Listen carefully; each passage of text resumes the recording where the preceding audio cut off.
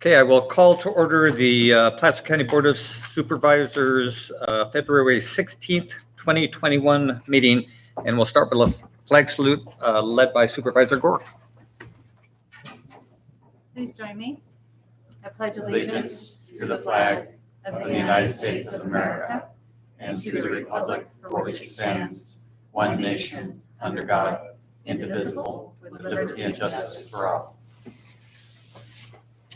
Thanks, Bonnie. I want to first announce that Supervisor Gustafson is attending the meeting by way of Zoom, and you can see her up there in the corner. And we will be closing today's meeting in memory of Jim Sand. Jim Holmes will accommodate that for us at the end of the meeting. Our first item of consideration is the consent agenda, which is a list of many items to be considered all at once, but the board's happy to pull any if one of my colleagues wants something pulled and or someone from the public would like something pulled. No. So we're good. What's the pleasure of the board? Yep. I should have asked for anybody from the public. Is there anyone from the public who wish something? No, Chairman. Yeah, thanks. And I'll second. He moved. Motion Holmes. Did you want to pull a comment for everyone or just on this particular item? just something on the consent agenda at this time? Yeah, thanks. So we have a motion for the consent agenda items by Holmes and a second by Gore. Roll call, please. Gore? Aye. Holmes? Jones? Gustafson? We didn't hear you, Cindy. Oh. She said aye, but you can't hear. We do have a thumbs up, but we still didn't hear you. So just so you know. Well, I can't. There. Yes.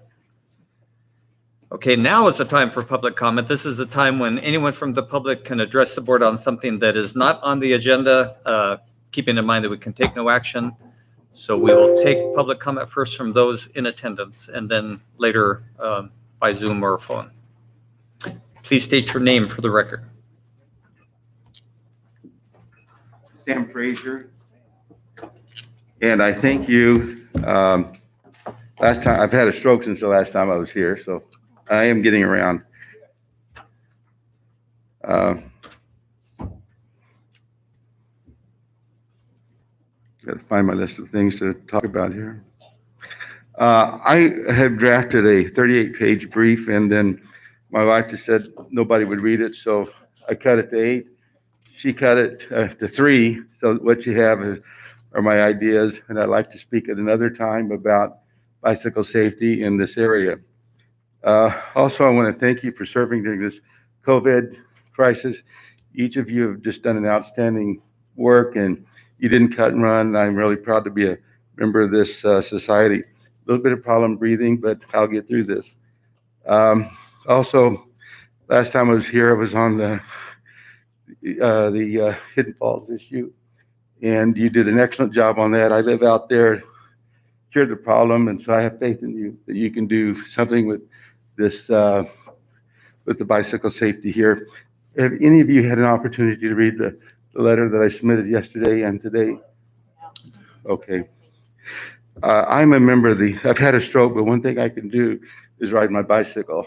And and some of you know that I have some fancy cars. I can't drive them now, so I'm reduced to my bicycle. And I have learned how difficult it is to ride my bicycle on Mount Vernon Road. I've done a study on what other cities have done to make bicycles safe. As you know, probably know, we've had 2 bicyclists here in Placer County killed, and we've had countless numbers injured. And some of you have called when we've had a bicyclist that went down. Often there's a 3-foot rule on passing a bicyclist in the state of California. That's often violated, and usually it's violated by a road rage incident where the motorist is angry, usually get the finger thrown at us. At the time, we're now adding GoPro cameras and that sort of thing because the police can't prosecute unless we have some sort of proof. But I've outlined my ideas on how to make the community bicycle safe. And again, apologize for my stroke. I've been a trial lawyer all my career, and I've just recently retired because of this. The answers to budget, cleaner air, safety for all concerned, I think are making communities bicycle safe or bicycle friendly.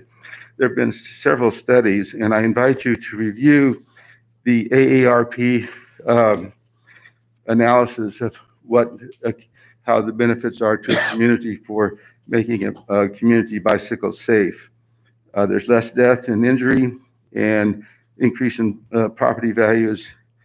And I'm getting ready to do a radio show on it and with news director Barry Steigers.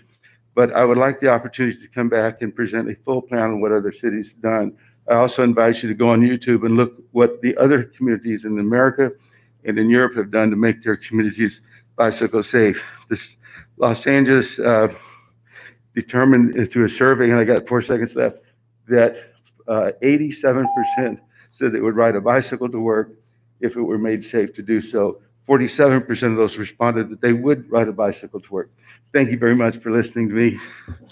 Thank you. I live between Lincoln and Auburn, so I can't go anywhere without driving through bicycle country now. And it's completely changed. The bicyclists have completely changed the way I drive and the way I think as I'm driving. So I think the workshop would be something very well received, and I certainly would welcome it, and we'll see how things go forward. And we wish you good health. All right. Thank you very much. Mr. Chair, thank you, Sam. Thank you for bringing this forward, and I'm just so grateful to see you recovering. Thank you. I've known you when you're at your best, and you're doing very well. So thank you for being here today. Bad for my image as a karate instructor, I'll tell you. Thank you. Is there anyone else in the audience who would like to address the board during public comment? Seeing none, we will open it up to people who are going to call in or Zoom in.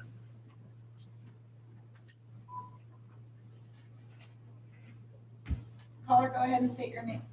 Caller, go ahead and state your name for the record and give your comments. Ellie Waller, major tax dilemma for locals, tourism business improvement district. Unless the public and businesses being assessed strenuously object on March 9th, Placer County, encouraged by Supervisor Gustafson, will approve a T-bid that will extract 1 to 2% of gross revenues from most businesses in eastern Placer County. The citizens didn't vote this in, and it was never on the ballot. You mostly have to love tourists. After all, we've all been one somewhere. But unfortunately, too many tourists in one place makes a mess of paradise. Too much traffic, too much garbage, actually a lot of too much of everything, except according to Placer County tax dollars. They may be right, but the manner in which they want to fix this is quite alarming. For years, the main method of taxing tourists has been transient occupancy tax on lodging at 10%. The new scheme, T-bid, creates a new additional tax which is being promoted and would be administered by the North Lake Tahoe Resort Association. It doesn't require a taxpayer vote. Here's how it works. Nearly everything except gas and groceries would be taxed at 1, 2, or 2% of gross revenue. In addition, the 10% TOT tax North Tahoe would be taxed 2% more on lodging, while Squaw Altera and North Starvale would be 1%. This confronts residents, the voters, with several watershed political challenges. Do we really want a new system of taxation without representation? It seems un-American and a new playground for potential abuse, including self-interest and self-dealing. And it does run counter to the county's published commitment to mitigate the impact of tourism on local residents. T-bid cannot and does not differentiate between residents or tourists. Everyone would pay in eastern Placer County. Fixing tourism problems by encouraging more tourism smacks of circular, if not perverse logic. Placer County needs a different approach. It should not come out of the locals' pockets and should not enable or increase the source of the problem, namely too many tourists.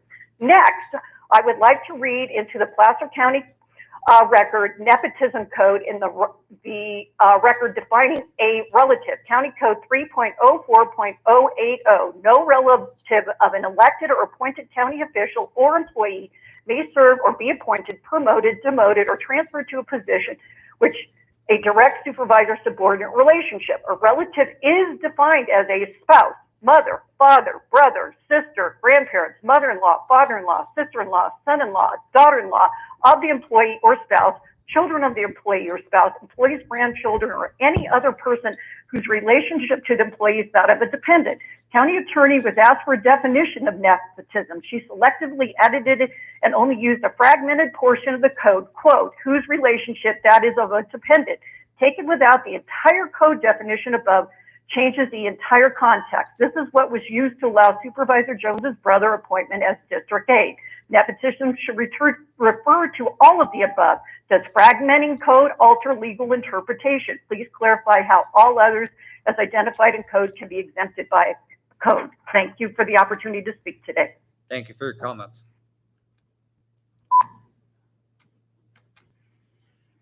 Caller, go ahead and state your name and give your comments. Ann Nichols, North Tahoe Preservation Alliance. Good morning. How is everyone doing? I hope well, now that we don't have any snow. The North Lake Tahoe Resort Association would have you believe that Tahoe residents are thrilled with the TBID proposal to create an additional 1% tax on everything except gas and groceries and 2% on lodging. Many locals who are aware of or even understand the complicated scheme are not happy. First, the proposal is undemocratic. The public was never given a chance to vote on it. It's taxation without representation. Also, the tax rate is unfair. Tahoe pays 2%, and Vail and Squaw Alpine area pay 1%. This underscores the reality that those two elephants in the room control the TBID and area money. Second, the only other TBID I know of that assesses more than lodging is Mammoth Lakes. Mammoth Lakes is being used as the example for this TBID. When it was voted in, the vote was 3-2. The mayor and one other council member was against because the monies and proposed projects were too vague. There is a feeling in Mammoth that Altera has too much control, and the local council member I spoke with found the Civitas claim it only cost locals $30 a year laughable. Third, the Tahoe TBID allows for monies to be spent out of the area, out of the county. This is just wrong. Fourth, the Tahoe TBID allows for borrowing money, and if there is debt, a charge of malfeasance can't be brought. What gives merchants the right to lien this area? Fifth, the scheme, which will affect over 5,000 entities, could also apply to any business with over 20% tourist patrons. Businesses will have to justify they don't. The bar is so low, every business will have to pay. Six, 1% of the gross revenue is a lot, and the NLTRA claims the businesses isn't paying it. But actually they are, because it's based on gross revenue, not net. Many businesses aren't even making a profit right now, but they will still have to pay on their gross revenue.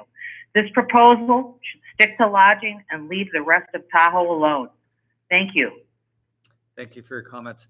Just want to remind people, anyone would like to sit down, you're sure more than welcome to sit down. You don't have to stand the whole time. So with that, we will continue with public comment.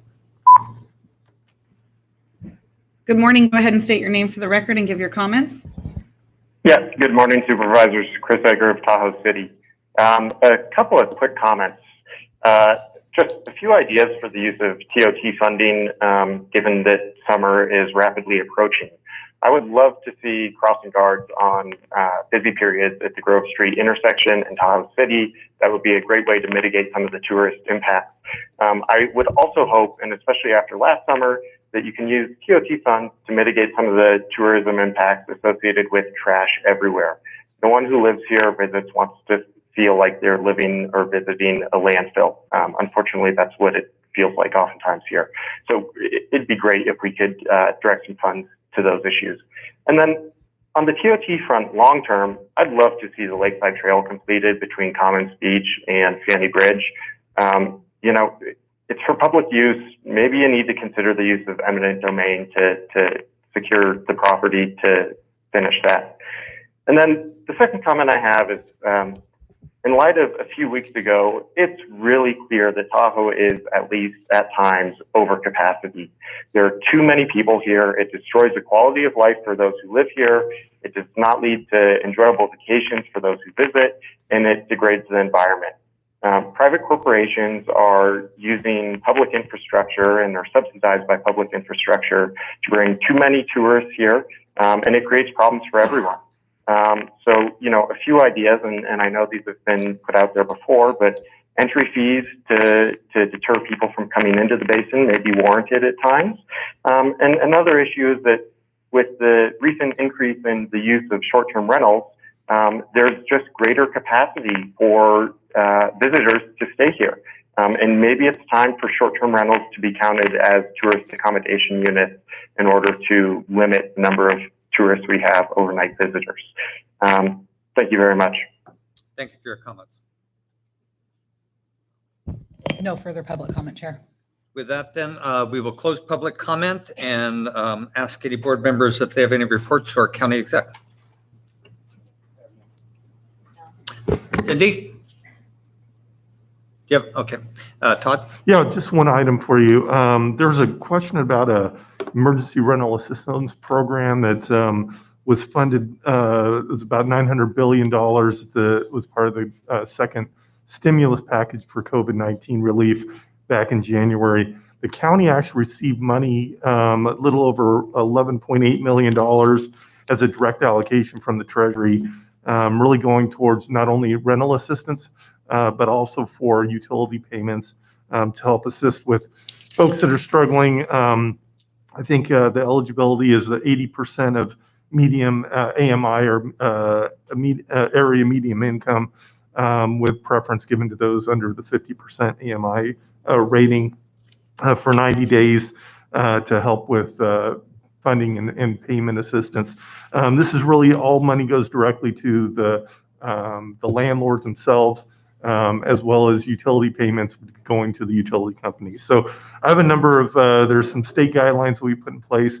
There are some criteria that was also made. The state received $1.2 billion as a direct allocation to them. And when you look at the split between the counties, that would equate to another $12.4 million that the county would be receiving. There's a couple of stipulations that were put in place. One was whether if we took the state allocation, we actually had to follow their specific guidelines, more restrictive, less flexibility that we had. Back in towards the first of, I think it was the 8th of February, we talked with HHS. Our determination was to keep our 11.8 million, not tie into the state allocation. The state still has an obligation to provide those dollars to us. We just aren't going to take them because we have that flexibility if we start commingling those dollars together. So, and this is consistent with a number of other large counties. San Francisco, LA County, Orange County, for instance, took this exact same approach. We either could take the money and be under the state guidelines, or we could say, we're not going to take those dollars. We'll keep ours, do our allocation. Once we expend those dollars, the state is going to continue to do that backfill. We just are able to have much more flexibility in this space. So I wanted to share that with you because it's a sizable amount of money that's come in. We've already received $11.8 million, and we'll be working with the state on the additional allocation to ensure we get our maximum amount. So happy to sit down and talk with you individually if you have other questions. But I wanted to share that with you because this is just probably the first phase of multiple funding dollars that may be coming through some of the stimulus money that most likely is going to really take effect in March, and that'll be a more extensive conversation we'll have. So I wanted to share that. Mr. Chair, Thank you, Todd. may I ask a question? So Todd, thank you for that update. I appreciate it. I realized we received those dollars, which was just terrific. And we have a tool to assist some of our residents. And so I think the question that I have is how are we making people aware of it? It sounds like the dollars are going through HHS, but I think it's important that we, the board, is aware of what we're doing to get the word out to our residents who are certainly in need. And of course, we've got some nonprofits. So, I'd just like to know what the outreach plan is, and Okay. maybe you can share that with us. I'll get you the information. I know we talked about how do we notify our landlords as well as those tenants themselves, specifically around the utilities. I think that's where we're really going to probably see the impact is on the utility side. So we do have a marketing and outreach campaign. I'll share that with you all. I'll have our HHS folks get that information to you. Thank you. Appreciate it. Yep. Thank you. That's all I had. Thank you. Our next item is a commendation in memoriam for Heather Beggs, and Morgan Geyer, our district attorney, is going to present it. So welcome, Morgan.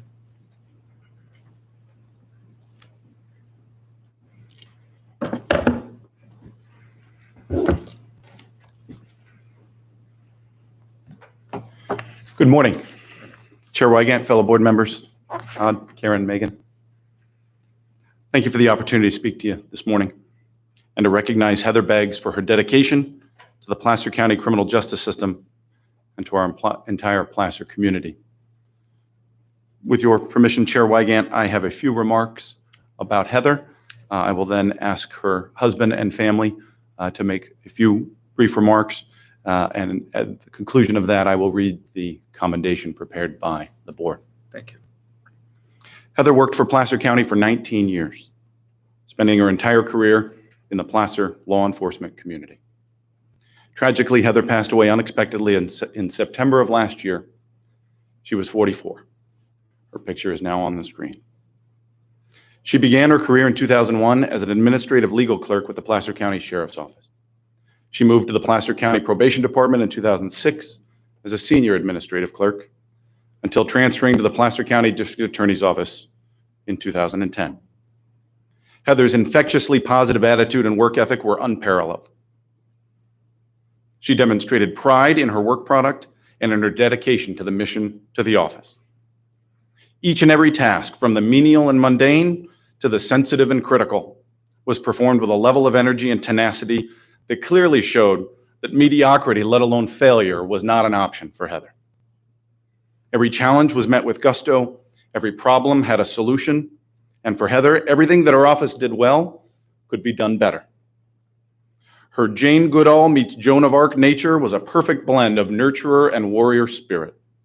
From buying flowers for a new employee and living up to her room mom nickname by planning the next birthday or potluck, to ensuring a felony fugitive was properly returned to face his richly deserved justice, Heather made those around her better simply by being herself. One could say that her passion for law and order and a career in law enforcement was inevitable. That zest for justice and integrity is a family value and represents so much of Heather. Her father, Charles, is a retired lieutenant from the Placer Sheriff's Office with over 33 years of service. Her beloved husband, Mike, is a sergeant serving our county for over 20 years. And her brother-in-law, Brandon, serves in the California Highway Patrol as well. Heather's passions were first and foremost her husband, Mike. Mike is a familiar and welcomed face in our office, and seeing Heather and Mike together restored your faith in humanity by simply observing the depth of their love for one another. It was truly a modern-day dynamic duo of justice for Placer County. Second only to Heather's love of family was her passion for animals, specifically her dogs. And not just any dogs, but those that had been forlorn and forsaken by all others. Heather rescued them from despair and gave them warmth and love. But to truly know and understand Heather, I must borrow from the beautiful words of her dear sister Amber, who's here today.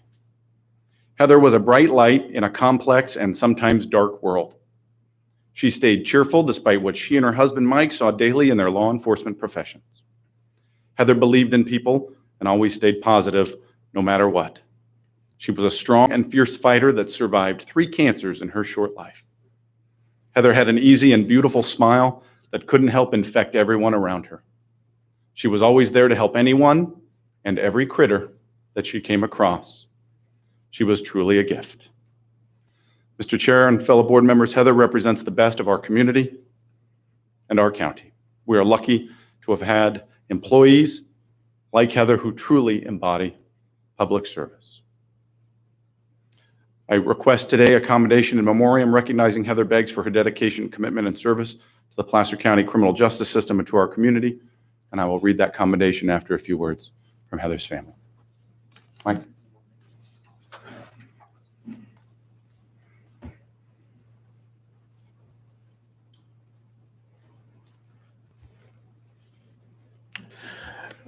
Good morning. I'm going to try to speak very slowly so I can maintain my composure a little bit. We're about 5 months and 5 days into this.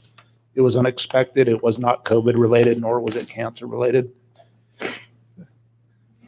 I'm Mike. I recognize a few people from back in the day doing security in here. I'm her husband of 11 years. We were together 19. I haven't found the strength to use the word widower. Just kind of a foreign word to me, and I don't want to get used to it. First and foremost, I'd like to thank the board for the special recognition of Heather. I requested the picture because mostly when you guys are, presenting these things, the person is right here, right now. So the picture speaks volumes of Heather. There's her dog, her flannel, mountains, water, and trees. That's pretty much sums up Heather. So I'm going to keep this short. Heather and I were together about 19 years. They were 19 years of adventure and fun-filled times. We didn't have children, so that's one of two of them, or one of four of them, I should say. But we always lived our life to the fullest. We knew just the world we're in, that tomorrow's not promised, and we definitely lived by that. During our travels, a funny story about Heather real quick.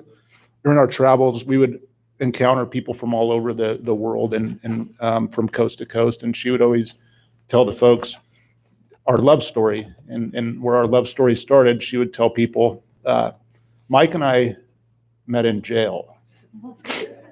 And then she would pause and wait for the look on the folks' face, and then she would say where we both worked. And then, so that was kind of Heather's, funny story about us coming together. She obviously had a love for animals. Her mother used to do an animal rescue type thing, wildlife rescue from home. She should be live streaming us from northwestern Montana, along with one of her childhood friends in the more eastern part of Montana. So that was definitely her number one love. I was probably number two.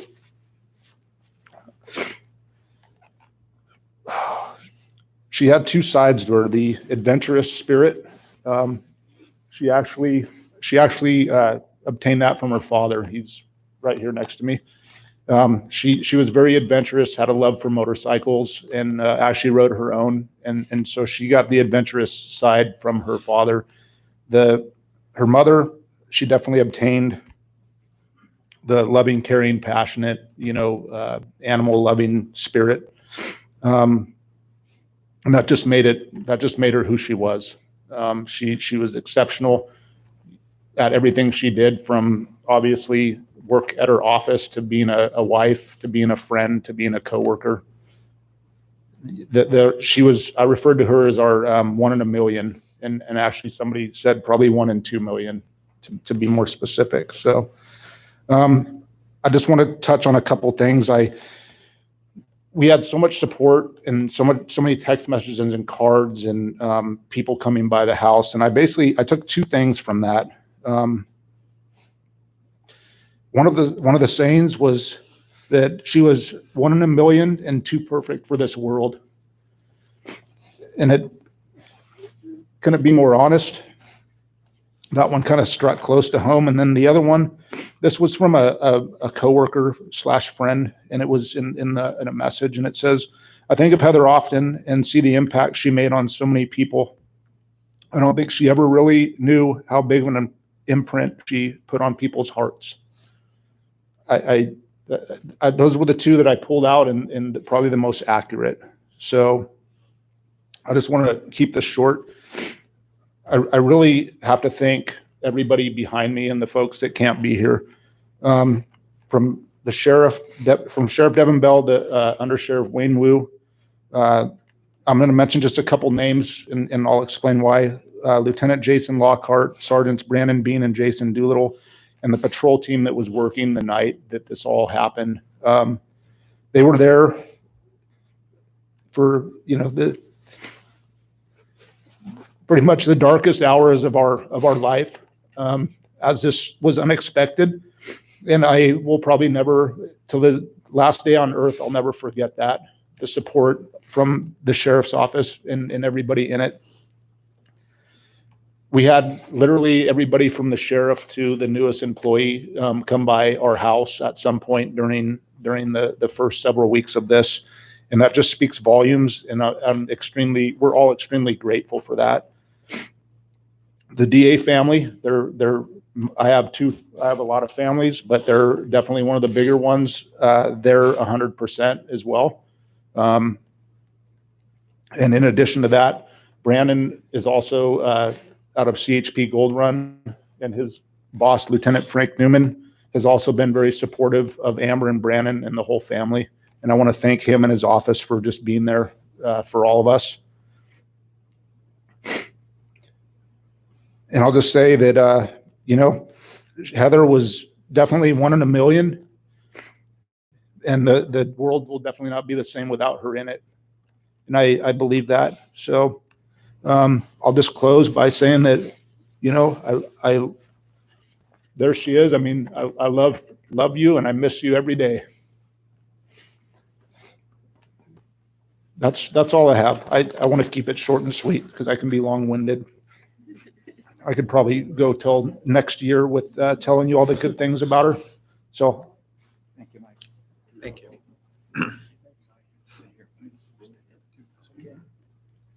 Okay. Well, thank you, board, for taking your valuable time out for us. Thank you for everybody that has attended, DA's office, various departments within the county, Sheriff's Department. The Sheriff's Department was with us during the night when we were nice to you watching Heather go back to the Lord. We'll never forget the support, and we'll never forget the support that you gave us during the first 2 weeks of during her death. It was really appreciated.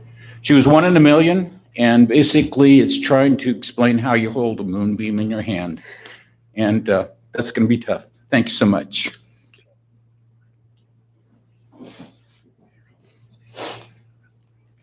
I think we'll stay here while you read it. Yeah. Thank you, Mr. Chair. Fellow board, I would also like to acknowledge and appreciate the Sheriff's Department, the District Attorney's Office, the Probation Department, the California Highway Patrol, and all of the friends and family that made it here today and are watching from afar. The commendation presented to Heather Beggs, County of Placer, commendation. In the matter of a commendation in memoriam recognizing Heather Beggs for her dedication to the Placer County criminal justice system. Whereas Heather Beggs was employed by Placer County from 2001 through 2020 in the Placer County District Attorney's Office, Placer County Sheriff's Office, and Placer County Probation. And whereas Heather's career with Placer County focused on criminal justice, helping victims, leading her team, and serving as an integral member of Placer County's criminal justice agencies. And whereas Heather's commitment to the mission of the District Attorney's Office was strong, manifesting itself in tenacity, attention to detail, and helping others. Heather pursued her career with passion and integrity and consistently maintained a positive attitude. And whereas Heather's dedication to criminal justice represents a family value, as her father is a retired lieutenant with the Placer County Sheriff's Office, her brother-in-law works for the California Highway Patrol, and her husband is a sergeant with the Placer County Sheriff's Office. Heather's integrity is an intrinsic part of her family and a value she carried throughout every facet of her life. And whereas Heather devoted her life to her family, her values, and to saving animals, one of Heather's greatest qualities was her commitment to rescuing dogs and cats that were unwanted or viewed as undesirable, and she had a gift for seeing their worth where others could not. Heather's ability to fill these animals' lives with love is a testament to her selfless character and large heart. And whereas Heather worked for the County of Placer for 19 years and is survived by her husband, Sergeant Michael Beggs, her father, Chalda Checo, and her mother, Norma Pip Klein, and her sister, Amberly Kennerly. Now, therefore, let it be known that the above commendation was duly passed by the Board of Supervisors of the County of Placer on behalf of the citizens of Placer County at a regular meeting held February 16th, 2021. The Board of Supervisors acknowledge in memoriam with great appreciation and respect the exceptional service of Heather Beggs. Robert Wigan, Supervisor, District 2, Chair, 2021. Thank you.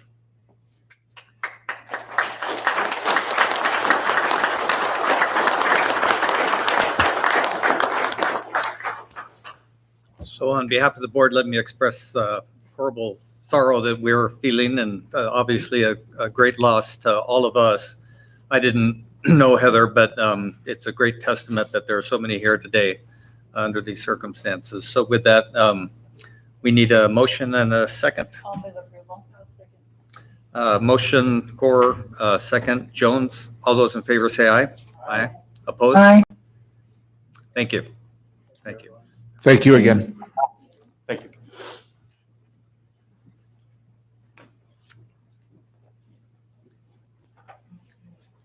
Okay, with that, we'll take up our 9:25 timed item, Community Development Resource Agency Block Grant Business Assistance Funding Program. Devin McNally. Good morning. Morning. My name is Devin McNally. I'm with the Community Development Resource Agency.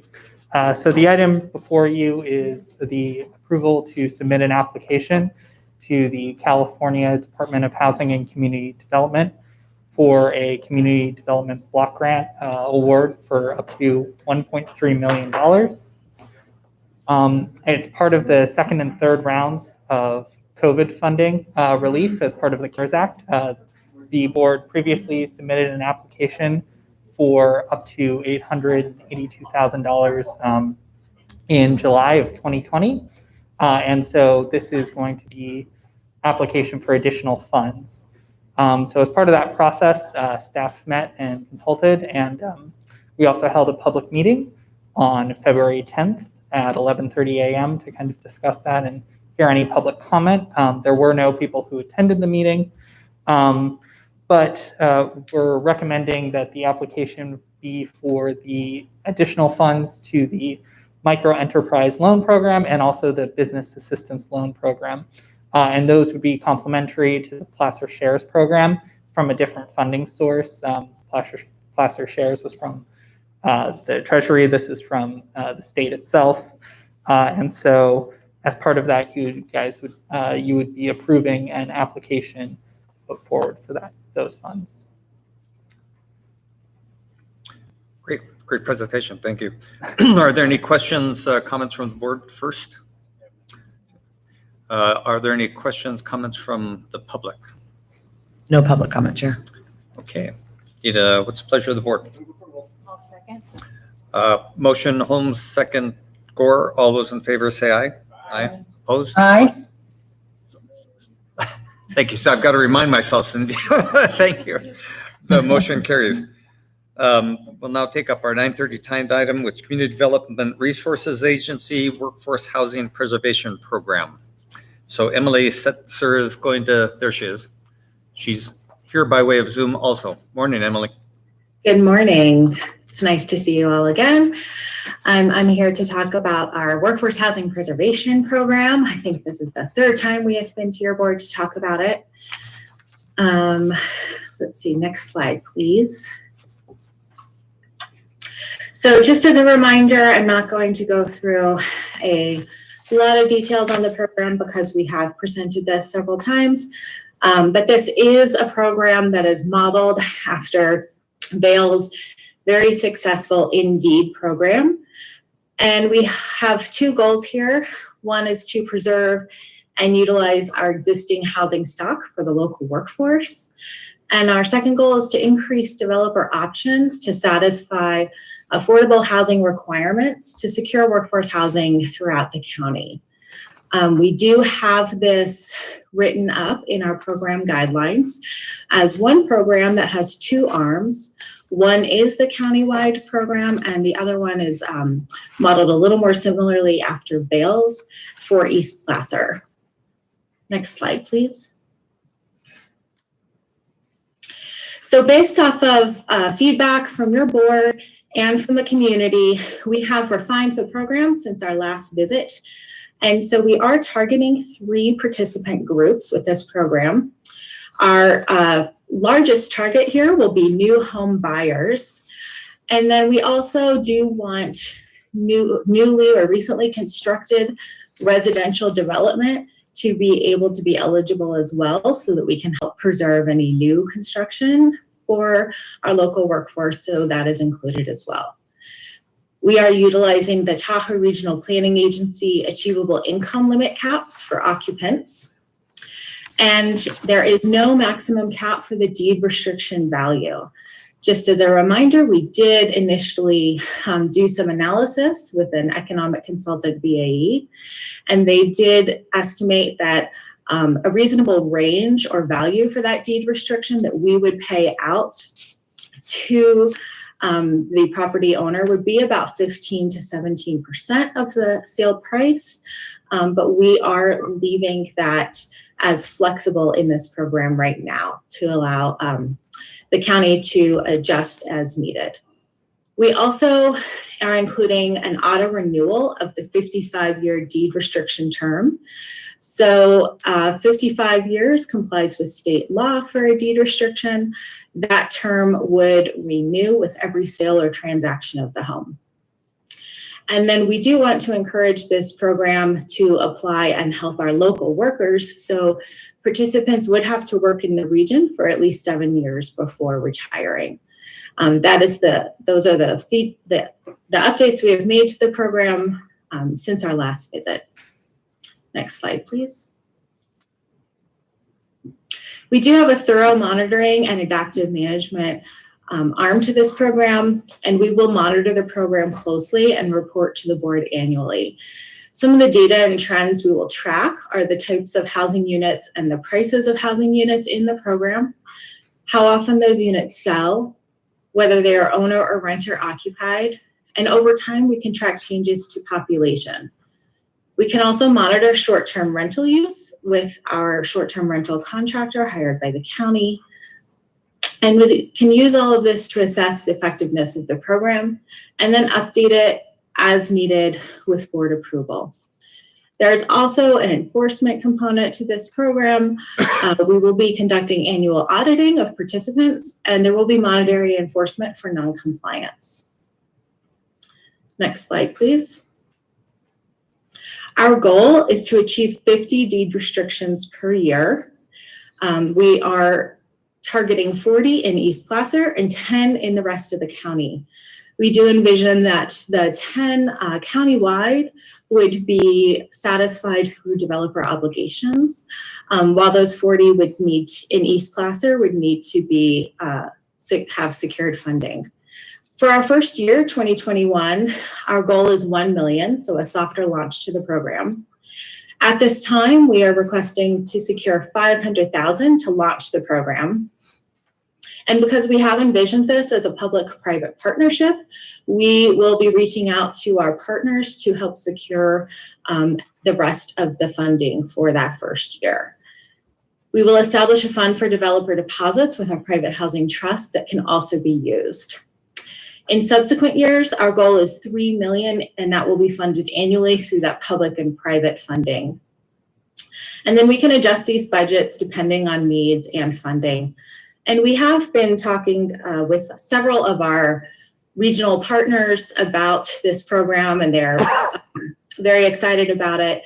And so we do expect and anticipate that some of our partners and employers in the region could utilize this program and fund it on their side. Next slide, please. So for our initial $1 million funding goal, we are requesting a budget amendment of $250,000 from the general fund towards this fiscal year 2021 housing program work plan budget. And then we're also requesting that the county allocate a portion of the $2.1 million remaining TOT funds that are dedicated to housing and transportation. So the North Lake Tahoe Resort Association did approve that request at their October board meeting. So that would be the $500,000 from the county, and then the remaining $500,000 we will work with our partners to secure through that public-private partnership. Next slide, please. So with that, I'm happy to answer any questions. Our recommended actions are that the board find the proposed workforce housing preservation program guidelines to be exempt in accordance with CEQA guidelines, to receive the presentation and adopt the resolution approving the guidelines, and to approve the budget amendment of $250,000 from the general fund to the 2021 housing program work plan budget for this program, And finally, to approve that funding allocation of $250,000 in TOT funds dedicated to housing and transportation. Cindy. Thanks, Robert. My question, Emily, is on the flexibility of the amount.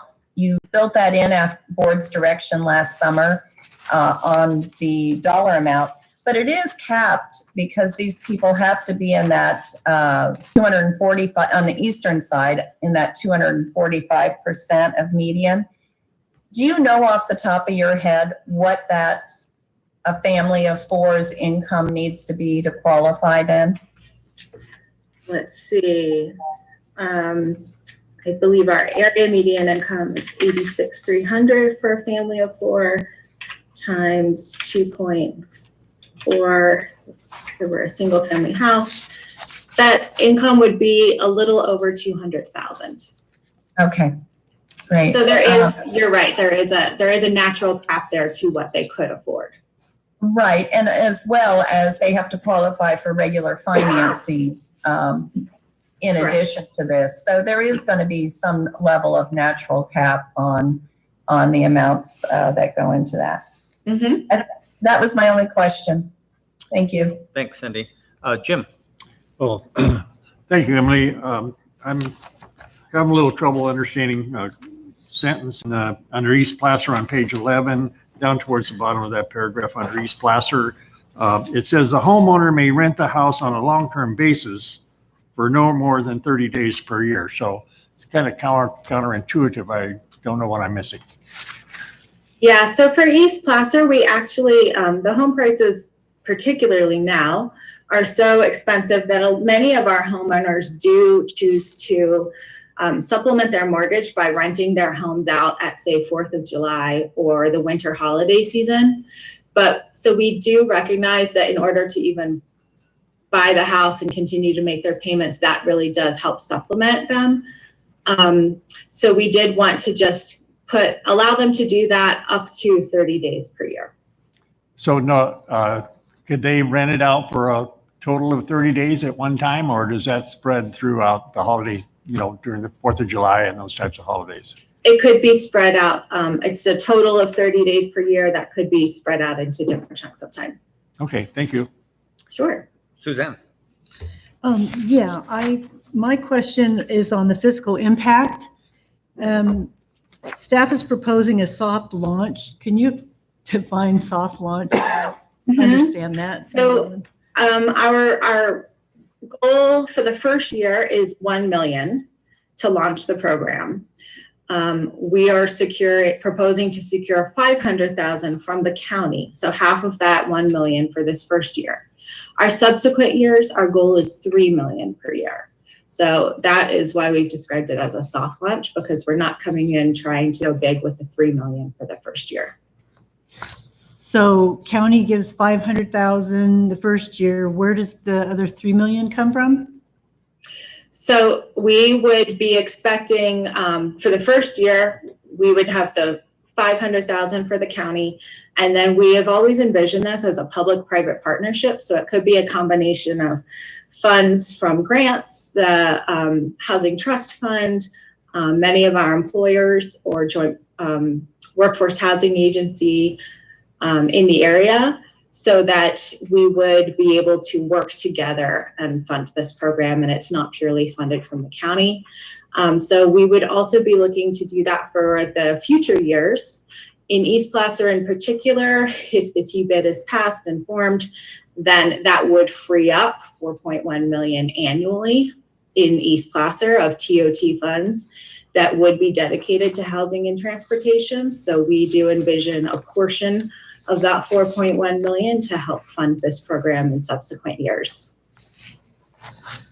Okay, and I'm wondering about it. It looks like that the county is going to have employees that are overseeing the program. They're going to have to, people that are purchasing these houses are going to have to prove annually that they are still qualified.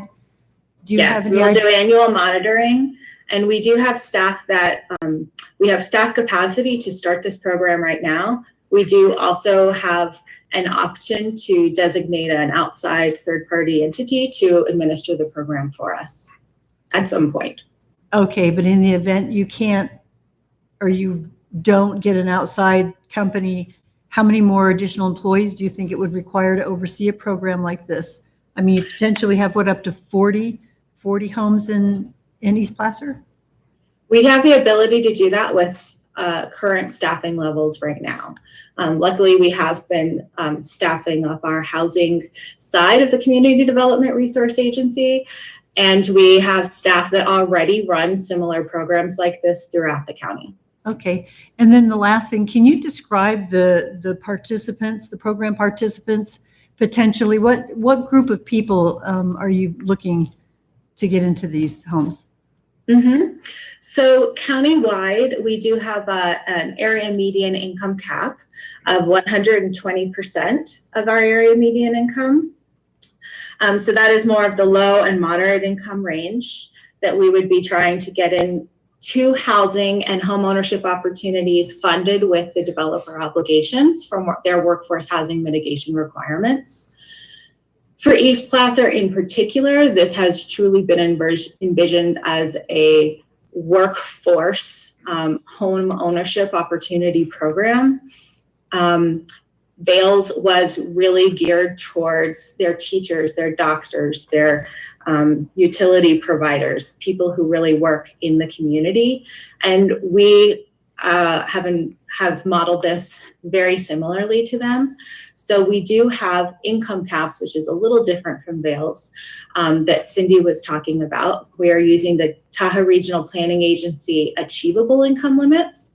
And those were formed by the TRPA, and they are unique to each jurisdiction around the Tahoe Basin based off of the housing costs in that location. So for Placer County, ours are 245% of area median income if it is a detached, like a single family product, or 220% of area median income if it is an attached product, like a condominium or a townhouse. So we do have those income caps on there. But like I described earlier, so that would be slightly over 200,000 as a total household income cap for a family of 4. So this program would target really trying to satisfy that gap between what our local workers can afford to buy and what the housing market really is asking right now. We're hearing continuously, I hear it probably every week, of a new employee in the area, managers of our districts and agencies who are moving to Reno because they can't afford to buy here or live here in East Placer. So we're really hoping that we can use this program to help keep our employees in our region and be able to work and live and feel invested in their communities.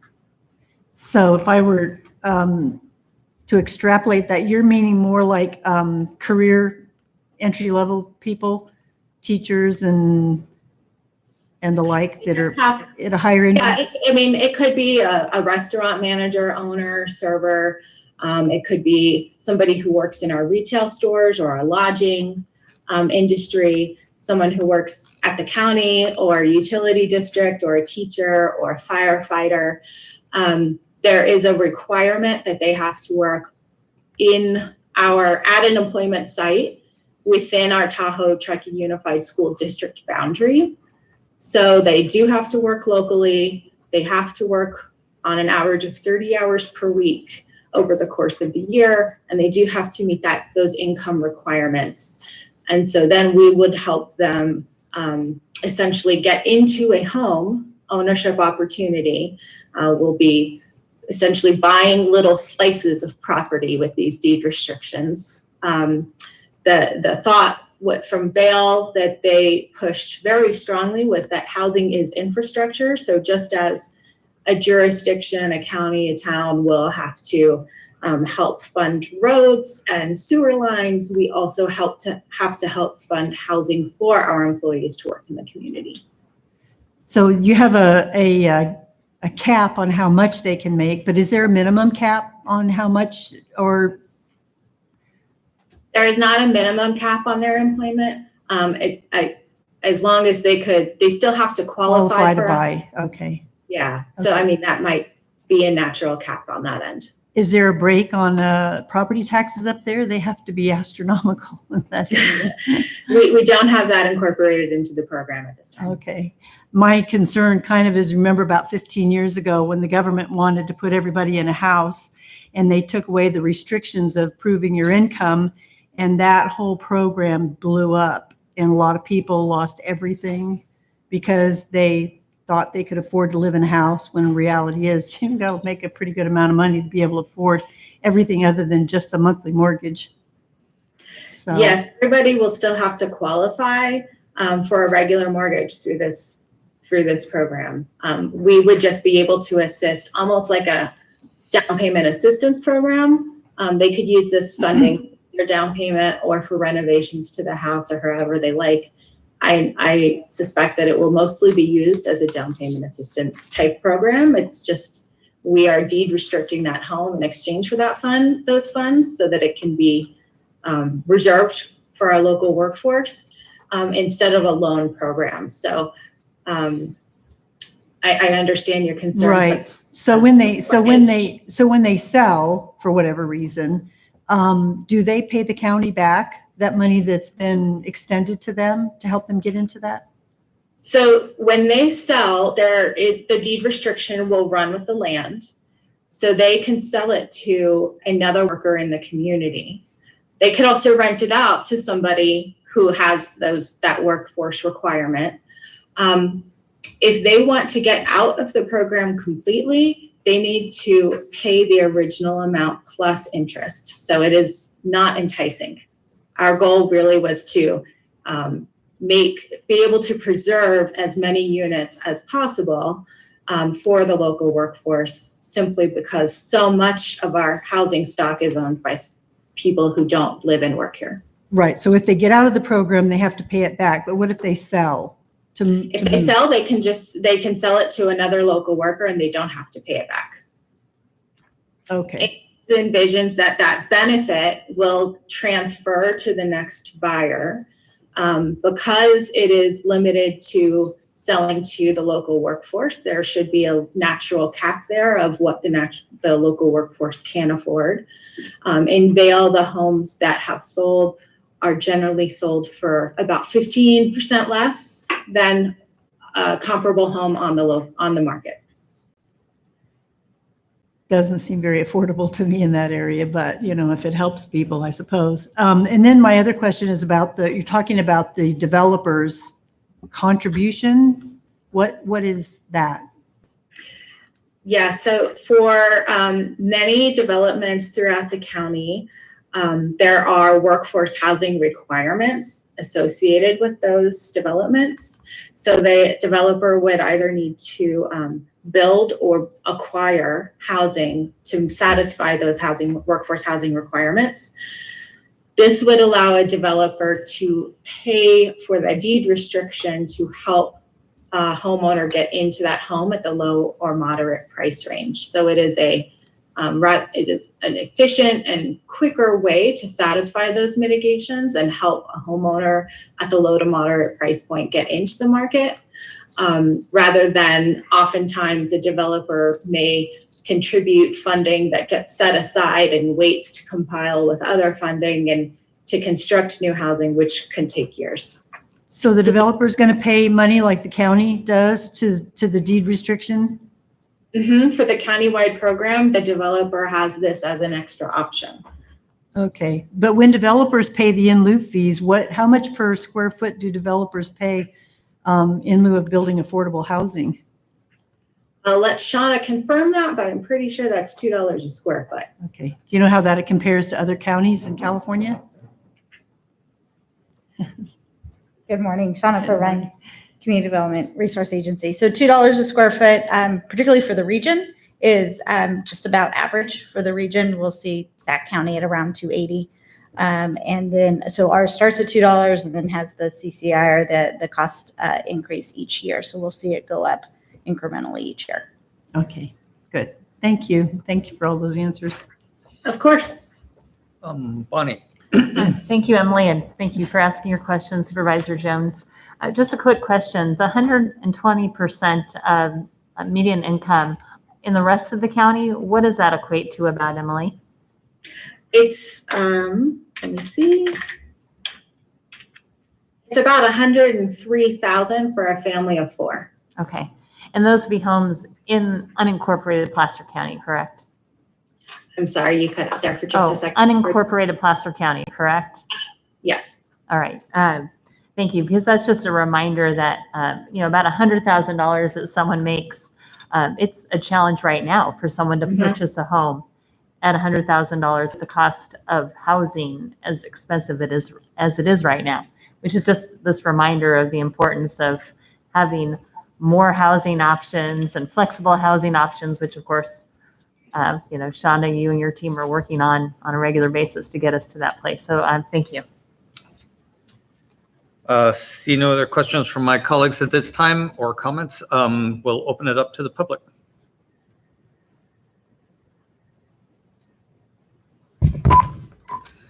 Caller, go ahead and state your name for the record and give your comments. Jeff, are you there? Yes, good morning, Mr. Chairman and the esteemed Board of Supervisors, Jeffrey Hunt, CEO. Jeff, can you turn your audio off in the background? It should be off. Okay, go ahead. I just wanted to briefly speak in support of the Workforce Housing Preservation Program and the outstanding work the county staff has done on this critical effort.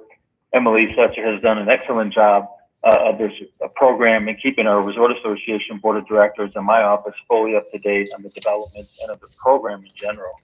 As all of you know, workforce housing is a major challenge for all of Eastern Placer County and creates additional challenges for our business community. This impacts the local workforce significantly and has only been heightened by the COVID-19 pandemic and continuing loss of affordable housing for our workforce. This program would open housing opportunities to workers in Eastern Placer and North Lake Tahoe region that would help sustain viable year-round communities. We're very, very excited about this program, and North Lake Tahoe Resort Association supports this effort and program. Thank you. Thank you.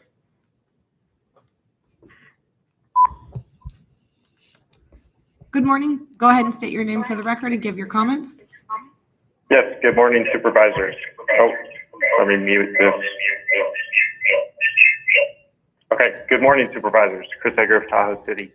What are the true housing issues in our area? Does the proposed program effectively and efficiently work to address these issues? The data presented in your memo for this item, citing that 48% of moderate income households in Placer County pay more than 30% of their monthly income towards housing, and that there is a shortage of housing, especially for low to middle income residents, indicates that the most prevalent and significant housing issue facing the Tahoe area in Eastern Placer County is a lack of housing capacity for households making less than 120% of AMI. Yes, there are other legitimate housing issues affecting our area, but given the limited capacity to address the various issues, prioritizing which issues to address is essential. But without going into details, at least some of the purported issues, such as the supposed inability of households making $210,000 to buy a home here, are, upon careful and critical examination, not in fact problems. Having identified the root source of the problem, the lack of housing capacity in the area, one can then ask whether the proposed program effectively and efficiently addresses this problem. And the clear answer, I believe, is that it does not. Yes, there are possible ways in which the proposed program might, but by no means inevitably will, address the issue. Hinging the efficacy of the program on a possibility seems ill-advised.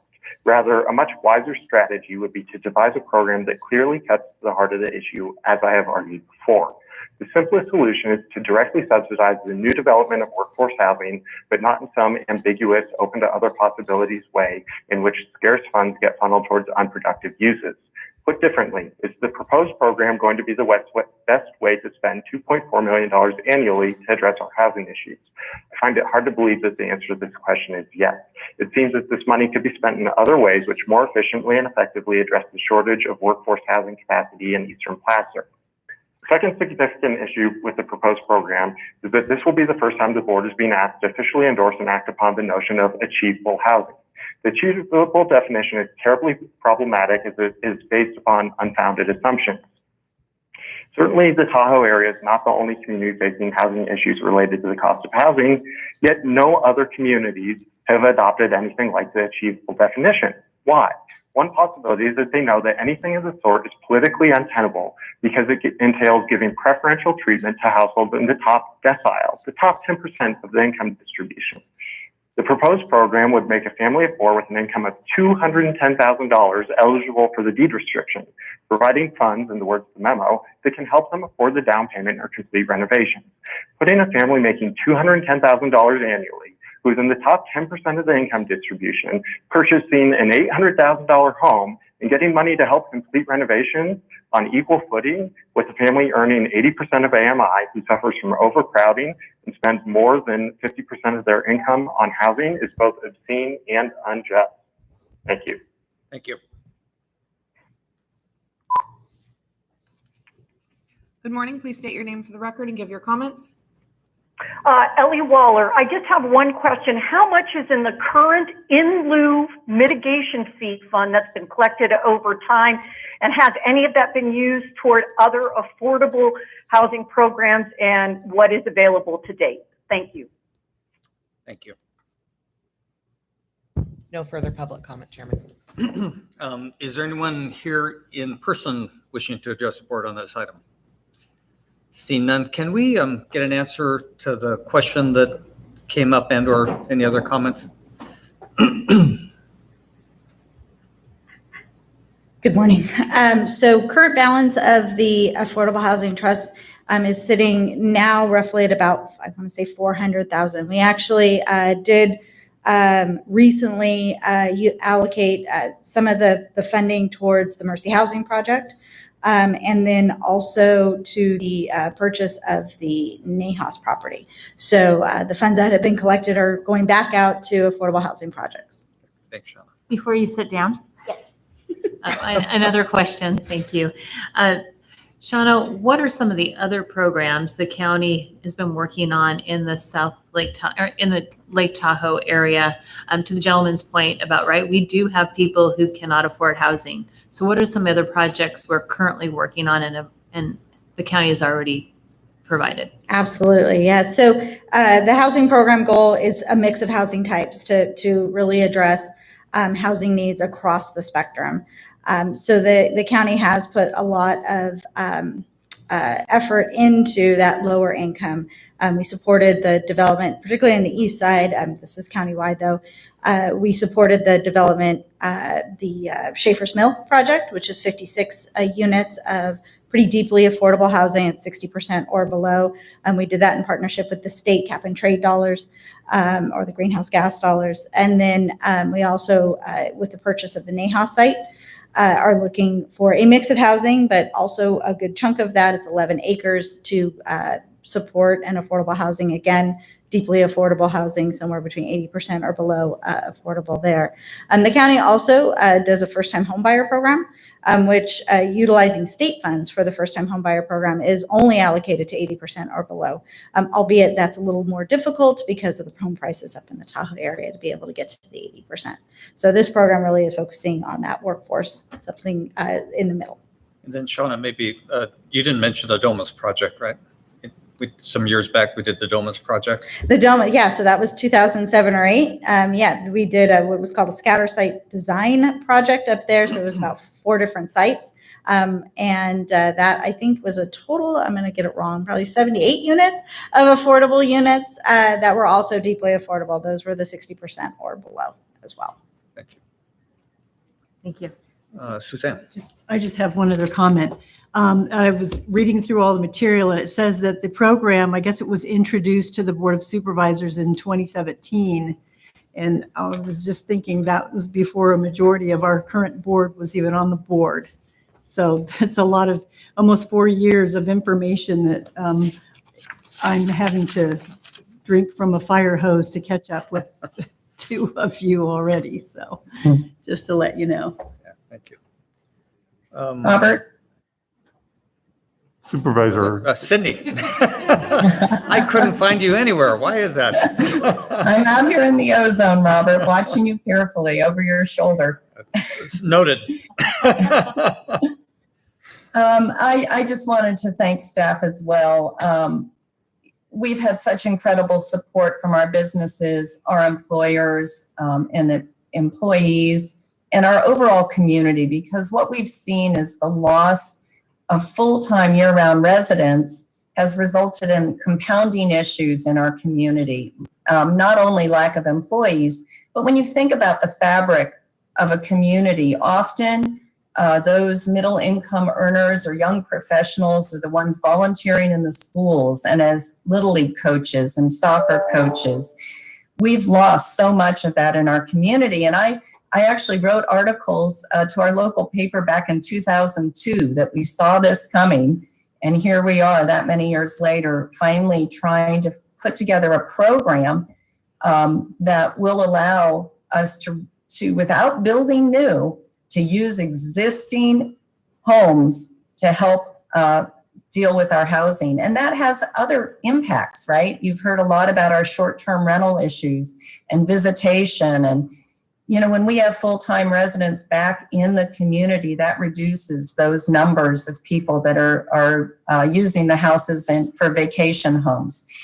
It really is such a benefit. And I'm so thankful to the board. I know I was working on, for another organization at the time that George Ruther came from Vail, Colorado, and presented to the board and really explained how beneficial this was and how it really was buying infrastructure to benefit the community.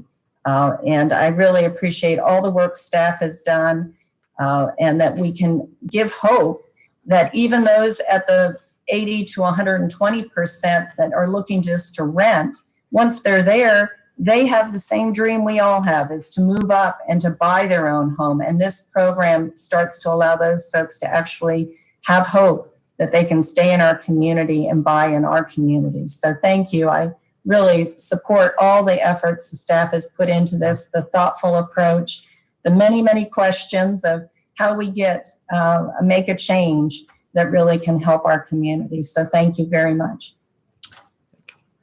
I don't see any other comments at this time. And to frame it, as has been mentioned, this particular concept within our housing effort has been brought to the board several times. So the action before us today is to find, if we're going to proceed with this, to find that the proposed workforce housing preservation program is exempt from CEQA and to approve a budget amendment of $250,000. So what is the pleasure of the board? I'll move approval. Motion Gustafson, second Holmes. All those, we have to have a roll call for this. Thank you.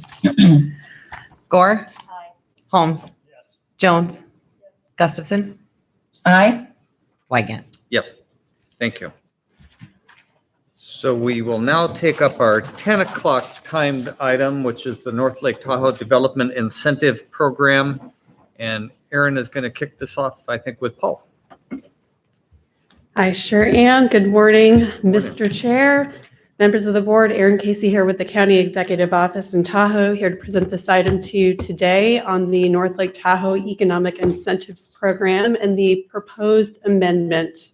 The presentation overview, I will cover for you just a little bit about the incentive program itself, providing an overview and summary of the overall program, and then hone in specifically on the transient occupancy tax rebate details, which is a component of the overall program itself and the focus of today's presentation and requested action.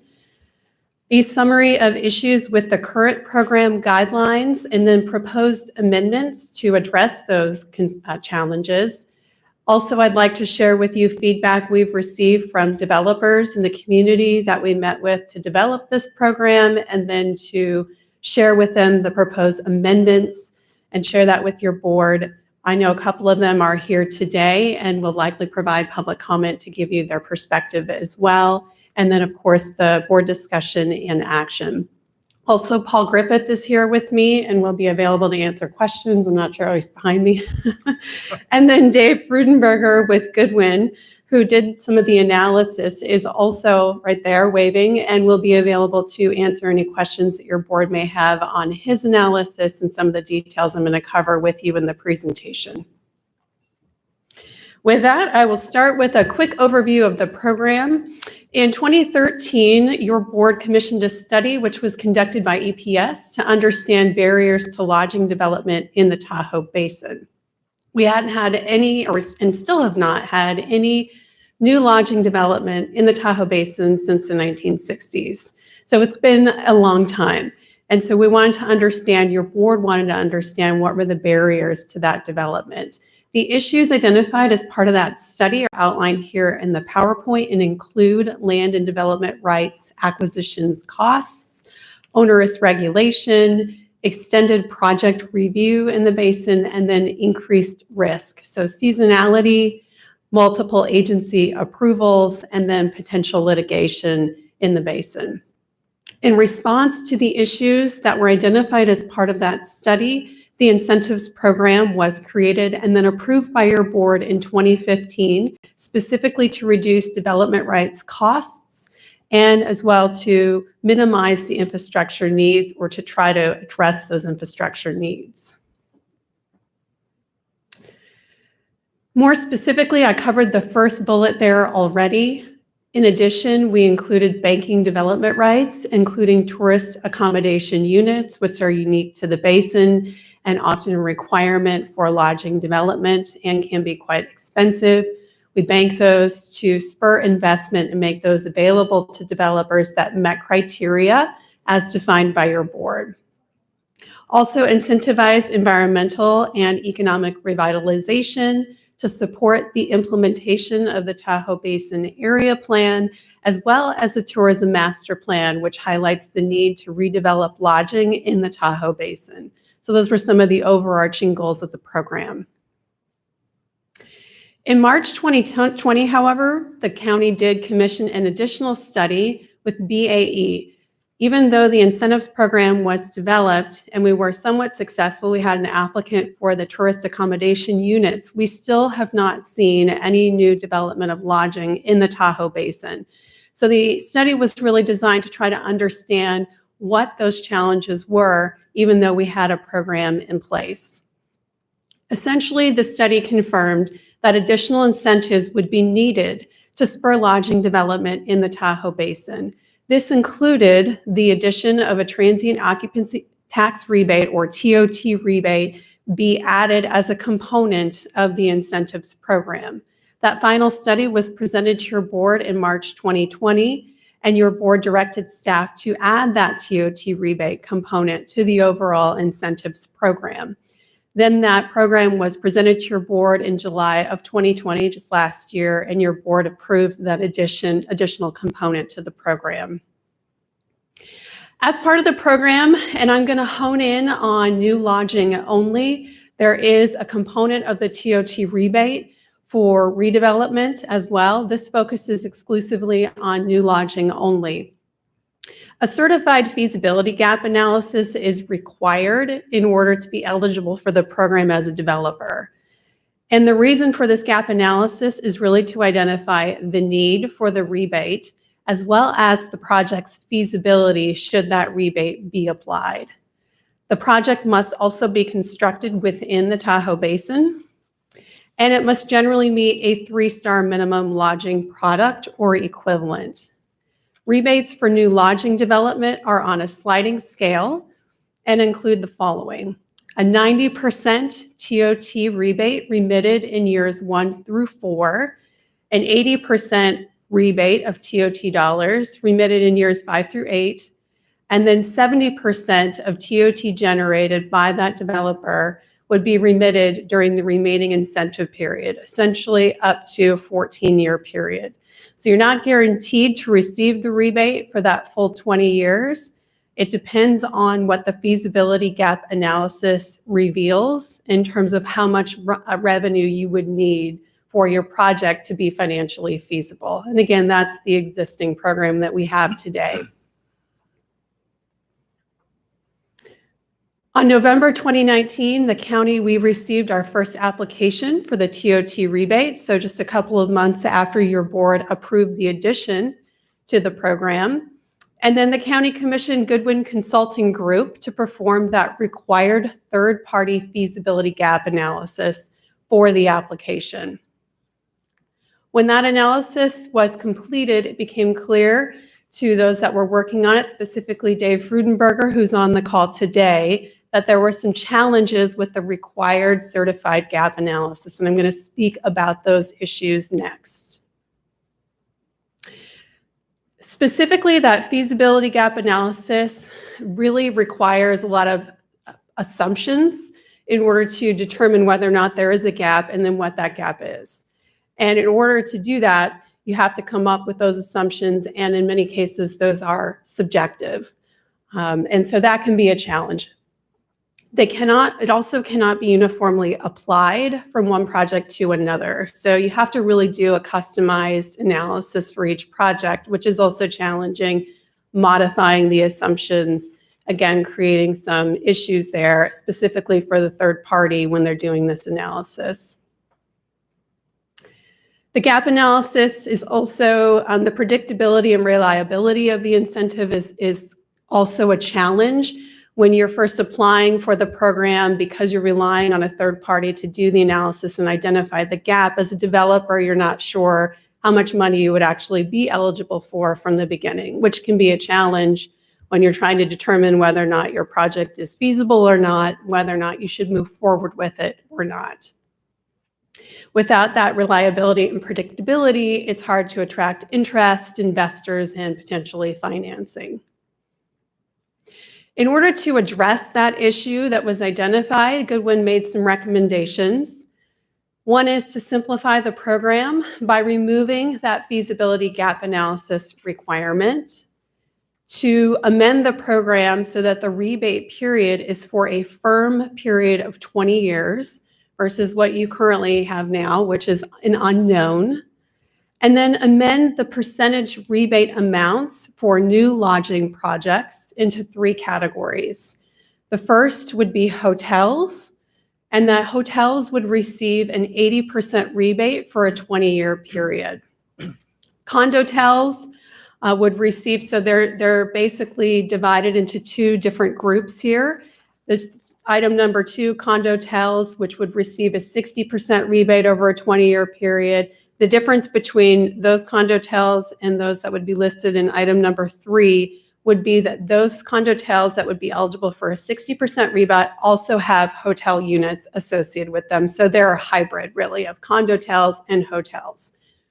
And then the third tier is strictly for a development of condotels that are going to be made available and operate like a hotel, would be eligible for a 40% rebate. And the justification for these tiers are based on the analysis that Dave Frudenberger did with Goodwin when he re-reviewed the BAE study to come up with these tiers, as well as the available rebates for the different project types. The existing TOT rebate criteria focuses on new lodging without defining project categories, so this would be a change to that. We primarily use the BAE study to come up with a new tiered system.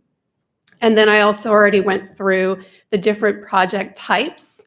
I also want to add that is transitioning from the 3-star tier or the 3-star requirement to full service lodging, which is already defined by, it's called STR Incorporated. And we have included that information in the board, or excuse me, in the staff report in terms of what that means. And the reason for that is there are a couple. One is after the analysis that Goodwin did, it became clear that hotels like your Motel 6, lodging or hotels that don't provide additional services, that don't have amenities, are not financially feasible. They're not going to generate the revenue, and the demand just wouldn't be there.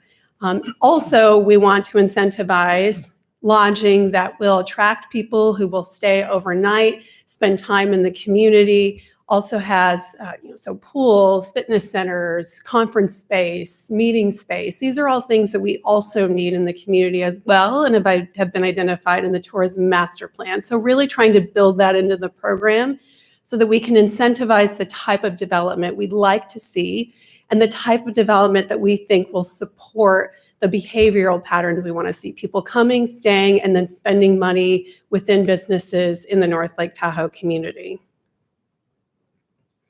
Just a little bit about some of the assumptions that Dave used in his analysis. And again, he's available to answer any questions that your board may have on these points. He used an average daily rate of $200 a night. The analysis determined that lower ADRs and project quality are not feasible projects, as I mentioned in the basin. BAE also concluded the same thing. So Dave's analysis, as well as BAE's, are consistent in that hotel type products that don't offer full services would be a huge challenge in the basin and are not financially feasible. He also adjusted the full service hotel ADR from $250 a night to $315 to account for a range of higher quality project requirements, including those with views and amenities. The BAE study used full service hotel ADRs of $250 a night when associated with condotel projects. Goodwin adjusted that to $315 for higher quality and associated amenities. So he made Dave, when he did this analysis, made some adjustments to what BAE's assumptions were when they did that initial study that your board approved. So these are some of those differences in order to get to the tiers and the different the different lodging types as I presented to you earlier. BAU used a condo ADR of $350. Dave adjusted it to $415, again, to account for the quality and the amenities. So you're going to be able to charge a higher average daily rate if you have these amenities available to those that might stay with you. They're going to pay more money to be in a facility with those amenities. This is a infographic that really talks or speaks to what I just outlined, but it does also compare the left-hand side or the left box. And again, I want to emphasize that this is for new lodging development only associated with a TOT rebate, again, a component of the overall incentives program. You'll see on the left-hand side the assumptions that were used to develop the program that we have today, the number of rooms, the average daily rate, the occupancy rate, which accounts for the seasonality in the basin. We have a lot of people that stay in the Tahoe Basin in the summer, some in the winter. We have shoulder seasons, so that occupancy rate does account for that. It also assumes a 10% transient occupancy tax rate, which is the current rate on the eastern side of the county, and then it incorporates a 2% increase to that ADR annually. You'll notice we're in detail, as I've already covered that, and then you'll look over to the right, you'll note that the assumptions are for the most part the same, less the ADR. You'll see that the ADR assumptions, as I covered already in the former slide, vary by category. So you remember the condotels, the average daily rate was increased to $415. The hotel ADRs were different. So the BAE study, which informed the current program, assumed a $200 ADR. Dave, when he did his analysis, varied that by category in order to come up with the tiered structure that you see in front of you. The other, I think, important component that's outlined here in this table, which is also reflected in the staff report. It's a little bit cleaner. It doesn't have the color codes in there, but the data is the same. So you could take a look at that also if you want to follow along as I go through this.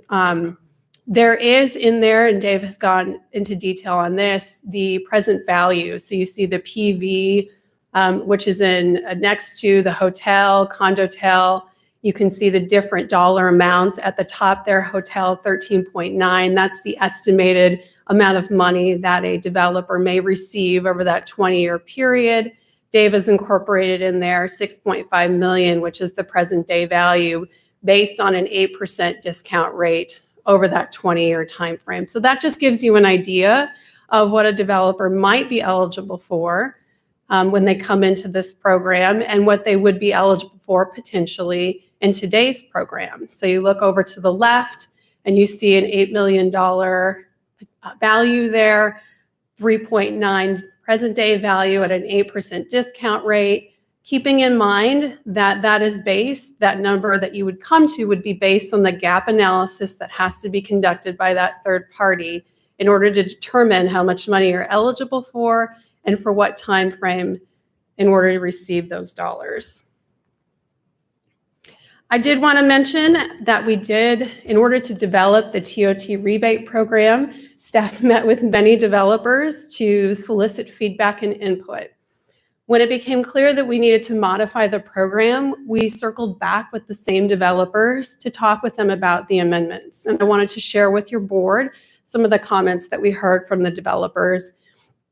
First and foremost, there was support amongst all of them to simplify the program, specifically the TOT rebate. So making these adjustments to make it easier to understand what you're going to be eligible for from the beginning was something that was received well by developers when we spoke with them. There was also support for eliminating the gap analysis. So agreement that there's a lot of subjectivity there. There may be disagreement about the assumptions that are used. So eliminating that made sense.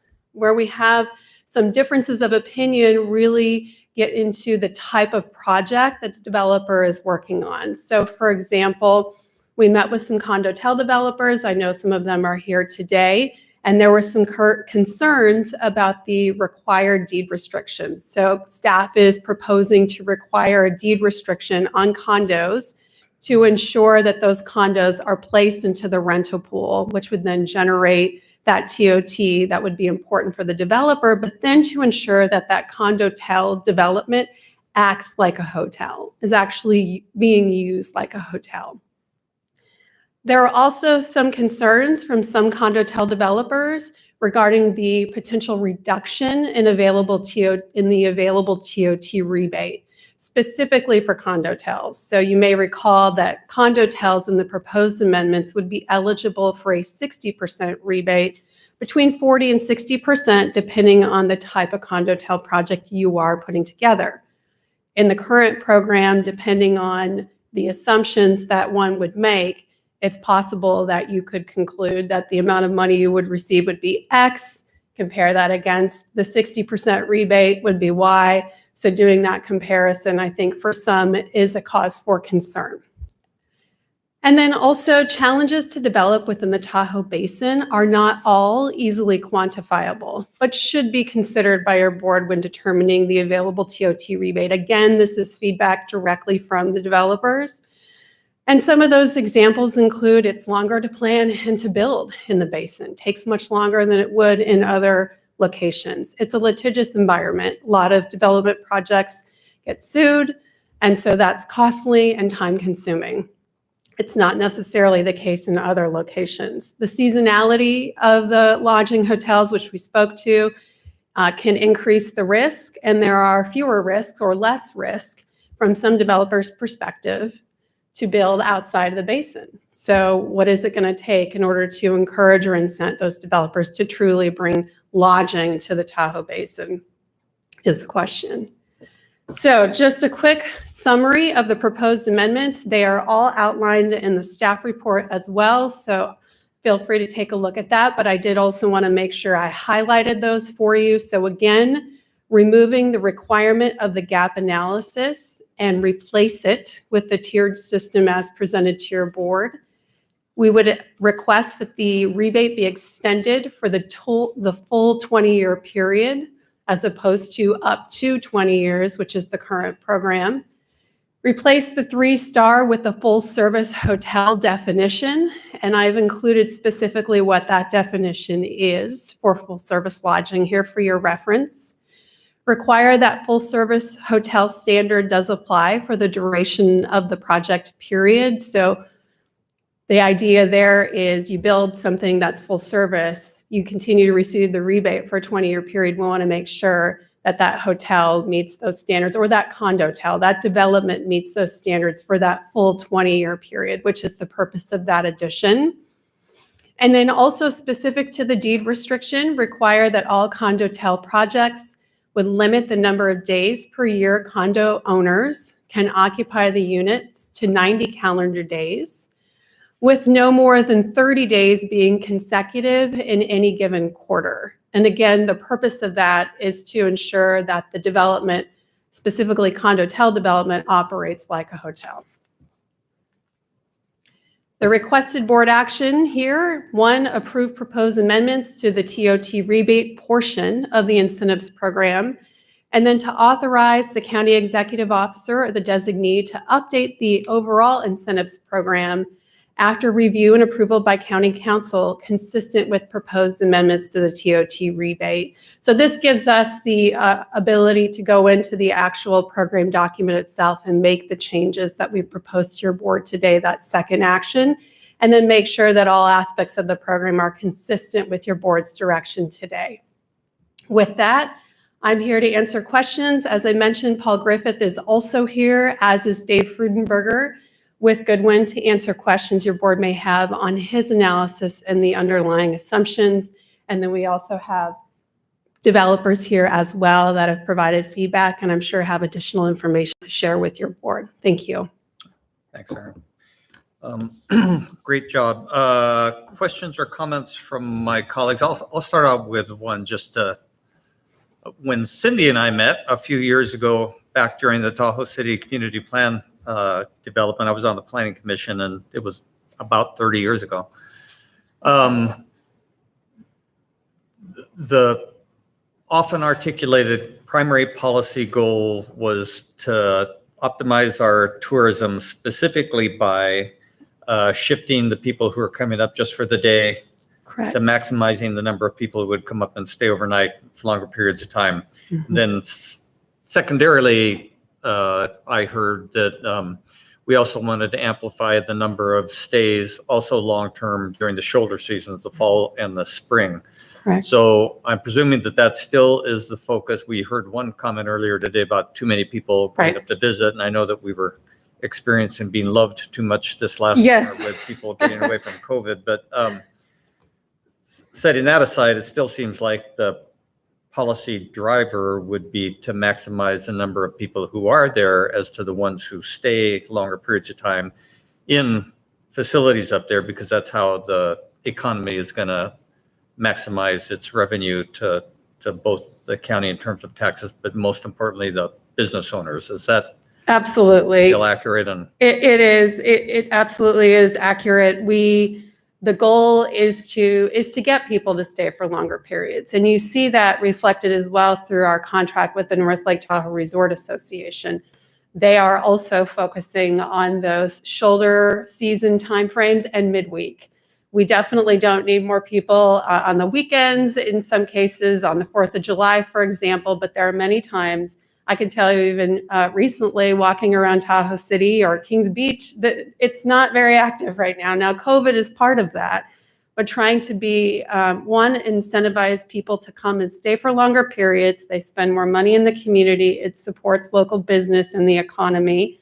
Also, when you have a lot of day visits, the day visitors come up, they spend time in our parks, which is great, but they're not contributing, and there's a lot of congestion and traffic. So if you get people to stay and use microtransit and shuttles, I mean, there's an entire sort of infrastructure that's being built to support that multi-day stay, and this is part of that as well.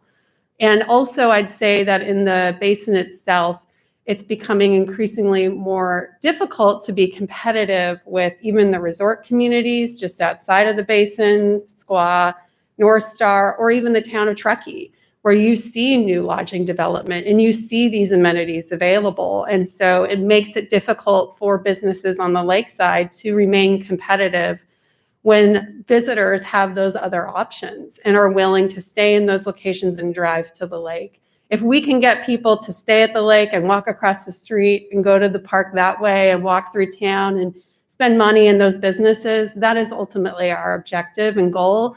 And we believe that this program will help build the foundation for that to occur. And in the time that I've been involved, I've been very impressed actually with investment that I've seen being made in places like Squaw Valley, Truckee, Martis Valley, the Ritz, and then the county has done a lot in terms of Tahoe City with the downtown improvement program, and then subsequently Kings Beach, but we've even built parking lots and clearly expanded our trail system, et cetera. But we have a lack of investment, in my view, from the private sector, particularly with regards to lodging. Yes. Like zero in the basin itself. So. Right. Okay, good. So with that, any other questions or comments at this point? Robert? Yes. Oh, Cindy. So I saw her Cindy, hand up. it was harder this time, Cindy. You're now just, their PowerPoint is up. So I had to look for you again. Yeah, no problem. Thanks, Robert. Erin, thank you for a great job, and I really appreciate that staff is working with our development community to make sure this makes sense in the marketplace, not just from government side of things. But a question I had, because I was able to review a number of this other jurisdictions in the state that are using similar programs. Many jurisdictions actually do have these TOT rebate programs. I didn't find one that actually differentiated between hotels and condo hotels in the way you're talking. And so can you point me to one, or is there one that you modeled this after that made that differentiation? I don't believe that when Dave did the analysis that he based it off of existing programs in the state, although I will say that I know when the program was originally developed, it was, and Paul can speak to that. So maybe, Paul, I could invite you to come up and respond to Cindy's question in part. And then I would invite Dave after that to speak to how he came up with the tiers, since I don't believe it is because other jurisdictions are doing it, but for other reasons I think are important for your board to understand. Thank you. Good morning. I am not aware of another jurisdiction that we used to model after that used condotels. I think they were all hotels, as I remember. So, Paul, does that mean it didn't consider condo hotels, or it? I think it's more a matter of the market. I don't think those markets had condo hotels as part of their market. Okay.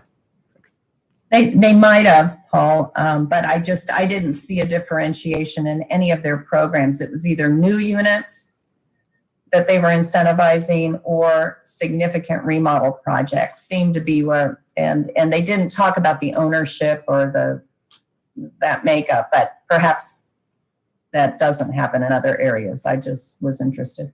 Thanks. Sure. And then Dave, do you want to add to that? Sure. Good morning. And I guess I would add that the reason we ended up with 3 categories is because we didn't feel like 2 were sufficient. And I should probably explain why we were thinking we would originally start with 2. And there's definitely a distinction that's being made between a pure hotel development and a condotel development. EPS alluded to that way back in its analysis in, I think, 2015. BAE definitely did in its more recent analysis last year. And what was coming out of that was a finding that it is generally more challenging to do a pure hotel development than a condotel development. And one of the main reasons for that is because the condo component of that development tends to generate more revenue. Sales prices, are high on a per square foot basis, and the sort of subsidy that you get from the condos helps make the hotel portion maybe just a little bit more feasible. So the BAA conclusions were arriving at that, and when we also did our analysis, and again, as Aaron mentioned, we tried to follow very closely to what BAE did because their analysis was thoughtful and thorough, and there wasn't really a need to deviate from it very much. We found the same thing, that hotel units needed more help than condotel developments.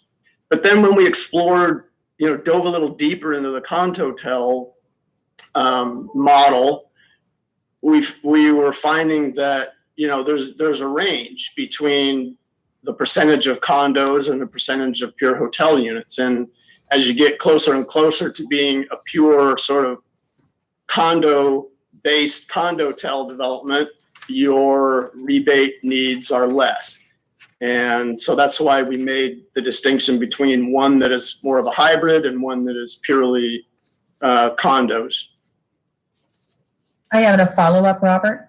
Yeah, if I could, So do you know in the business, the development business in the basin for hotels, condos, is there typically like a 20-year internal rate of return timeframe used for the calculation? I'm thinking in terms, just generally some comments about, so if I'm building something and it has a particular cost, to the extent that I get more money out earlier, then that adds hugely to my present value benefit. Just because of the time value of money. If I'd wait 20 years, that's longer than something I would sell right away. So could you just give me more perspective on that? Yeah, and I get that's why the program, as it's delineated now, had a 90%, 80%, 70% tiered structure. A couple things. One is we were hyper focused on trying to make this as simple as possible. And one way to do that is to have a flat percentage for the entire time frame.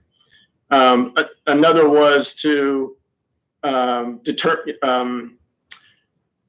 specify that the term is consistent across all projects. So, you know, the way that the thing works now is, as Aaron alluded to, I know you guys know, is it's a 20-year maximum, but it could be much less depending on what the feasibility gap analysis indicates.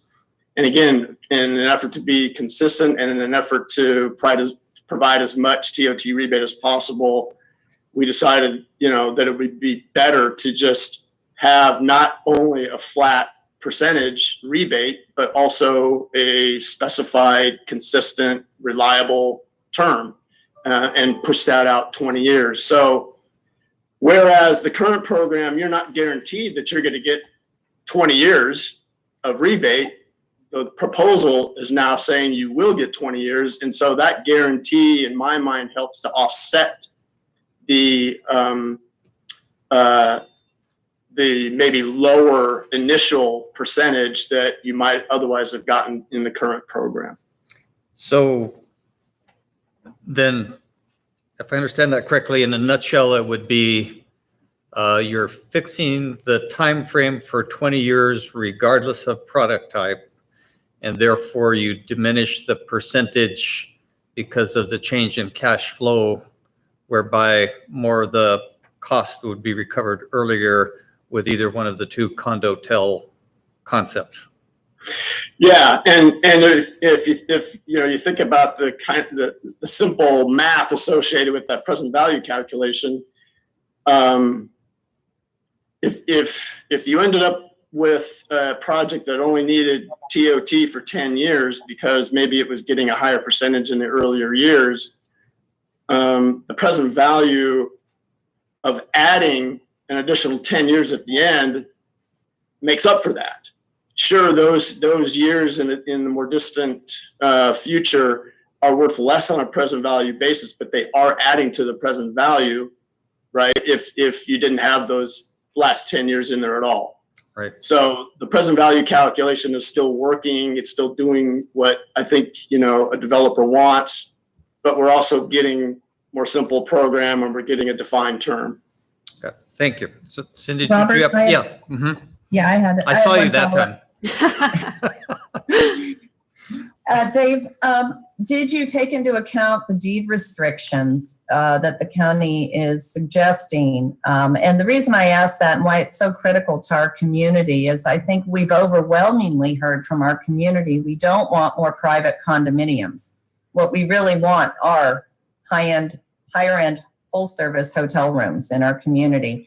And so we want to incentivize that. And I'm concerned that these deed restrictions, just looking at all the other jurisdictions and trying to make sure that I'd done my homework, I didn't see those sorts of differentiation between condo hotels and hotels. And then on top of that, we've layered this additional deed restrictions. I just want to make sure we're taking that into account as we move forward as well. Yeah, you might have to remind me again, Aaron, or anybody on the board. Those deed restrictions are currently in place in the current program, aren't they? They are. Yeah, so we're not changing that. Number one. Number two, you don't have you don't have condos acting like hotel units without those deed restrictions. And so, right. And so the point is, and BAE's analysis certainly demonstrated that, as did our follow-up analysis. A pure condo development probably works and doesn't need any help. Right. But what doesn't need help is one that is trying to promote, tourism and getting people to stay and, building on that economic development model that, you guys have been talking about. So the analysis that BAE did, analysis that we did, they already account for any impact that deed restrictions might have on, say, the value of those condo units. Okay. I'll have to look at that again because I didn't see that. Yeah, I mean, and if I could give you like a loose, because I don't want to reveal any specifics, but the assumptions that we're using in our analysis, the assumptions that BAE was using in its analysis in terms of the value of a condo on a per square foot basis are less than the value that's being assumed in the current application. Okay, well, I'm trying to get away from the current application and looking at a generic program that we try to keep as simple as possible and to achieve the results we want. And I've got potentially, throughout the lakeside, been involved from day one with some of the proposals down in Homewood, all the way through Tahoe City Lodge and now in Kings Beach. And we've yet to see anything get on the ground. So we've got to look at what does it take. And, in the past, the county had the tool of redevelopment, and as many other jurisdictions did. And that was what was used in so many other cities throughout the state. Yeah. When that went away, people converted to these TOT incentive programs as the means to drive reinvestment and to make up for the risks of much of what we face in the Tahoe Basin, which is very unpredictable, both in occupancy rates because of weather, smoke. I mean, it doesn't matter what season it is, we can have very erratic behavior from visitors because they want to come when it is beautiful, right? Don't we all when we go on vacation? And so, trying to make up for all those variables in addition to litigation, as we talked about earlier, attorney generals weighing in on vehicle miles traveled and other types of programs that we end up with in the Tahoe Basin. So that's where I'm such a champion for trying to keep things as simple as possible and as predictable as possible to move things forward. But anyway, thank you for your response on that, because I was confused by how we discounted that. Yeah, my pleasure. Yeah, thanks to you both. So now, Megan, could we open it up to the public with our calls and Zooms?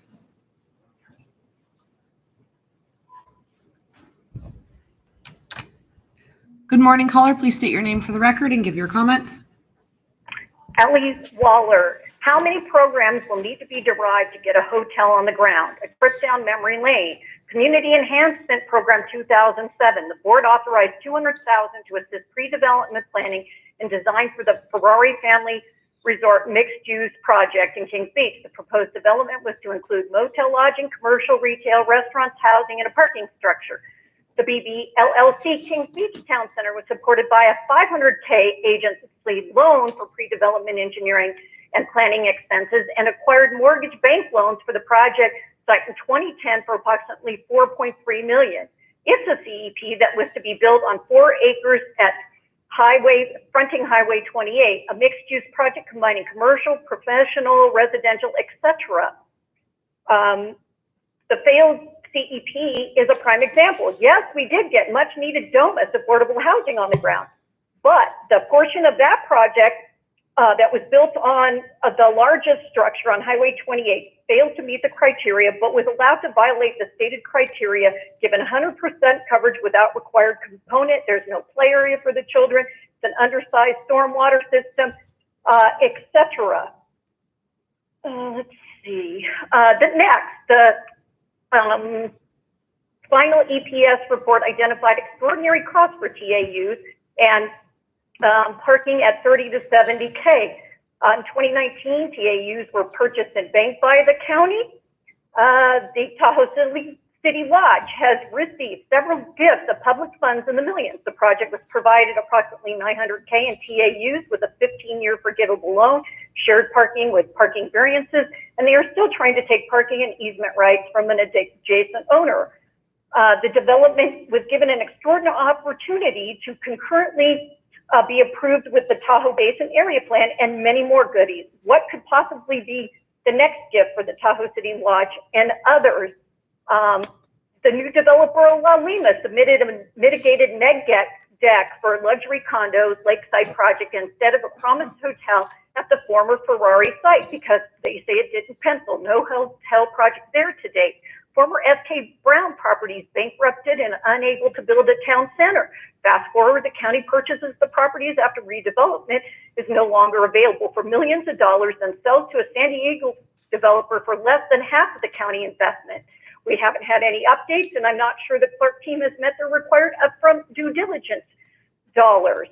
Government programs shouldn't be designed around a single project to benefit a particular individual, yet this seems to be the case on the original TAU TOT purchase program, as well as the TOT rebate and the currently proposed modifications. Reforming problematic and dysfunctional programs is a good thing.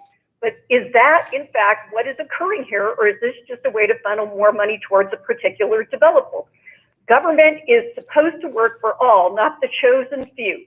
How will the newly proposed TOT rebate program work for other potential projects? Ellie, could you wrap up your comments, please? I'll be done in just a second. Going to be beneficial going forward. Concentrating policy in order to achieve a singular particular outcome is absolutely not how government is supposed to function. Thank you for letting me speak today. Thank you. Christian, go ahead and unmute your mic and give your comments. Can you hear me? Yes. Hi, this is Christian Strobel. My bit of background, I have 20 years of experience in the hotel business. I've worked on large and small projects, about 60 projects during my career so far. And I have currently 4 hotels in the Tahoe Basin. I actually had to leave my company to invest in Tahoe because the advice in my company was don't invest in Tahoe because it's seasonal and very hard to do. And since then, I've managed to carve out a business in Tahoe in the hotel business. I'm the owner of the Pepper Tree Inn in Tahoe City and the Base Camp in Tahoe City. They're all regular hotels, and I know everyone wants full service, but I've been trying to improve the 3-star leveled hotels in town while I'm there. But my background in hotels and my background in doing new builds across the state of California, as well as renovating existing hotels, has led me to really understand the dynamics in Tahoe. Tahoe is a seasonal market. Everyone talks about it. It's a very hard market to develop in. Long entitlement processes, higher construction costs, greater design standards. I mean, we've been through it all before. You've all heard it. But we also have limited financing options. A lot of people don't want to invest in highly seasonal markets, whether it be lenders or equity partners. So the way I see condo hotels, and having been involved in condo hotels before, condo hotels is a financing mechanism to build lodging product, especially when it's a deed restricted. So I think that's an important distinction to make.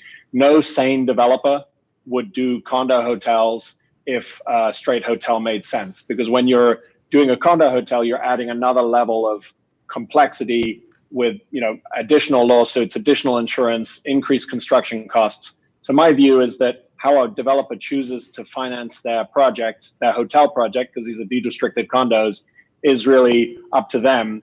And the county's role here should be to try and encourage people to develop quality product. And so with that said, I'm a big supporter of this project. And one of the things that was mentioned at the beginning was that we should be looking for simplicity and certainty. And I think the distinction between condo hotels and hotels, especially when it's deed restricted, is a little bit of semantics. It's a bit like saying, depending on how much leverage people put on a deal, you'll give them a different amount of incentive. So I think that the project should be simplified and it should be straight hotel and condo treated the same way if they are deed restricted. If they're deed restricted, I don't see a difference. And the benefits of a condo could be argued are more than a straight hotel room because they're larger, people stay for longer, and that was one of the things someone mentioned earlier. So overall, I think the county should be trying to maximize the benefit. I think anything's possible in Excel and in analysis is what I say, but the reality is no one's developed here in 50 years, no one's built ground up, and I think something is needed to put the shot in the arm of the quality product development in the basin. Thanks. Thank you. Chairman, no further public comment. Is there anyone here in the audience that would wish to address? Please come forward, state your name.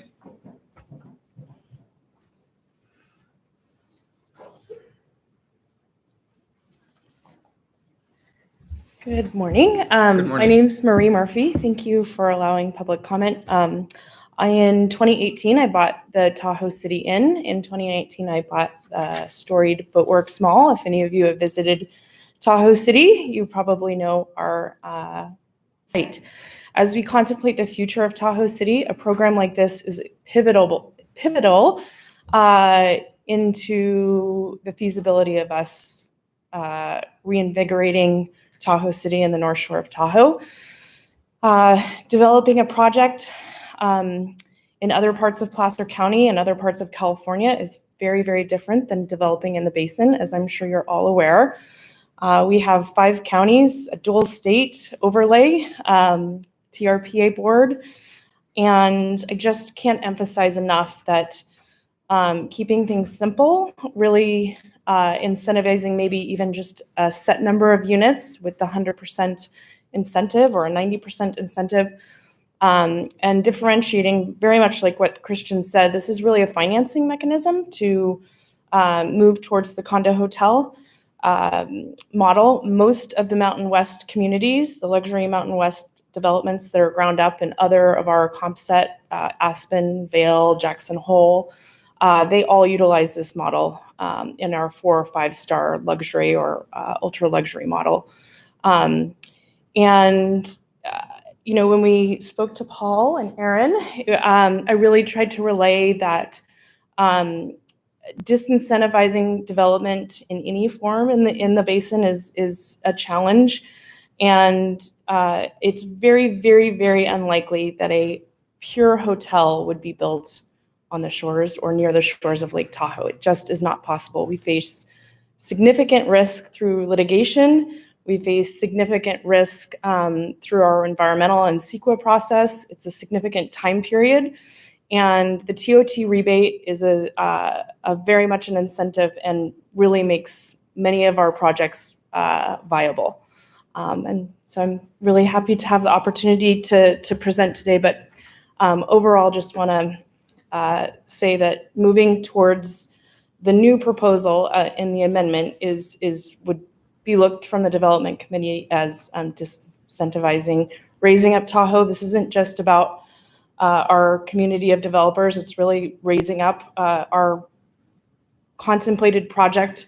Really, we view as a catalyst project and would raise up the entire community, just as many of the other projects, Tahoe City Lodge, the Kings Beach, Homewood, all of these projects would just benefit the entire community. May I ask her a question? Yes. Thank you. A quick question. You made the comment that it's very unlikely that hotel-only products would get developed, right? And that was actually a question that I had.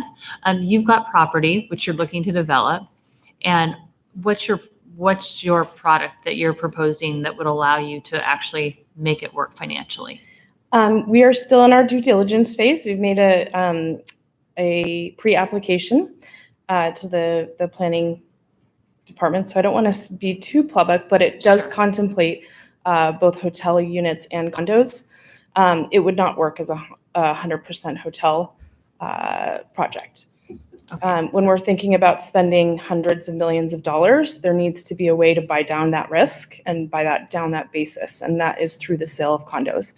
And when we look at the larger product that's being delivered in markets like Tahoe, but in Mountain West markets, The sale of condos is a very functional way of doing that. Christian spoke. It's really should be viewed as a financing mechanism. Great, thank you very much. Appreciate Thanks. And if I could, never been available, but I'm pretty familiar with Jackson. And you commented that these kinds of programs were common. That sounds like in resort Western United States.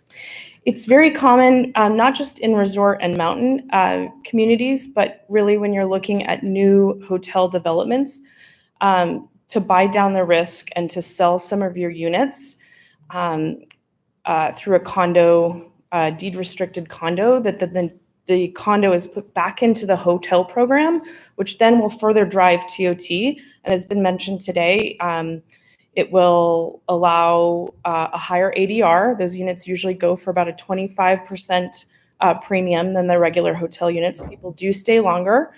And then additionally, what we've seen with operators that we have been meeting with is that 50 to 80% of the condo owners after 2 years will put their condo back into the pool. That's basically what we're modeling, is that we'll have 65% of participation in the program. And so you're really just talking about a very finite number of units that won't be going back into the hotel pool.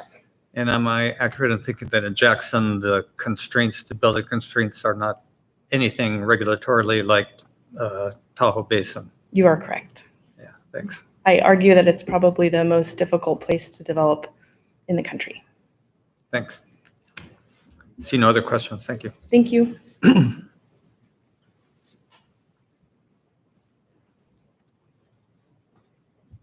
Good morning, still morning. Samir Tuma, Tahoe City Lodge. Just want to address a couple of the comments and questions that have been asked.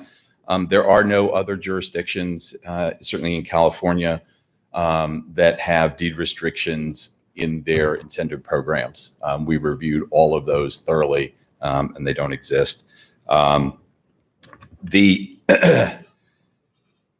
deed restriction really is significant here, and it's significant in both advantageous as well as disadvantageous ways. The big advantage is what we've talked about, which is that the typical buyer of a deed restricted unit is going to be much more likely to contribute that unit to put it into rental because they can't live there. If you have a straight condo, a certain percentage of people simply can live there. And so that makes a significant difference. The other negative impact to the deed restriction is really from the perspective of the developer, in that it reduces the value of that unit because it makes the buyer pool smaller. You don't have people who want to live there. They can't buy into it. So it makes the buyer pool smaller. And I did not see in the BAE study anywhere where they talked about the impact of the deed restriction. I believe the BAE study was done prior to the deed restriction. So I'd be curious about that. But what I want to talk about were the economics for the county and for the community in the difference between a hotel room and a condo. So a hotel room is typically 330, 350 square feet, somewhere in that neighborhood. The condos average around 1,000 square feet. So what that means is, first of all, that for every dollar of TOT and TBID, hopefully, fingers crossed, in the not too distant future, that's generated for a hotel room, a condo will actually generate about $1.4 for every dollar. And that takes into account the decrease in use, because the owner will use it on average, our studies say about 40 to 42 days a year, but you get more TOT because of the increased rates. The property taxes are about double for a condo unit versus a straight hotel unit. Typically, you're going to have about 2.2 to 2.4 people, not that we have partial people, stay in a hotel room, but in a condo, you'll have between 6 and 7. And so there's a lot more people in town who are out generating additional revenues and things like that. And then there are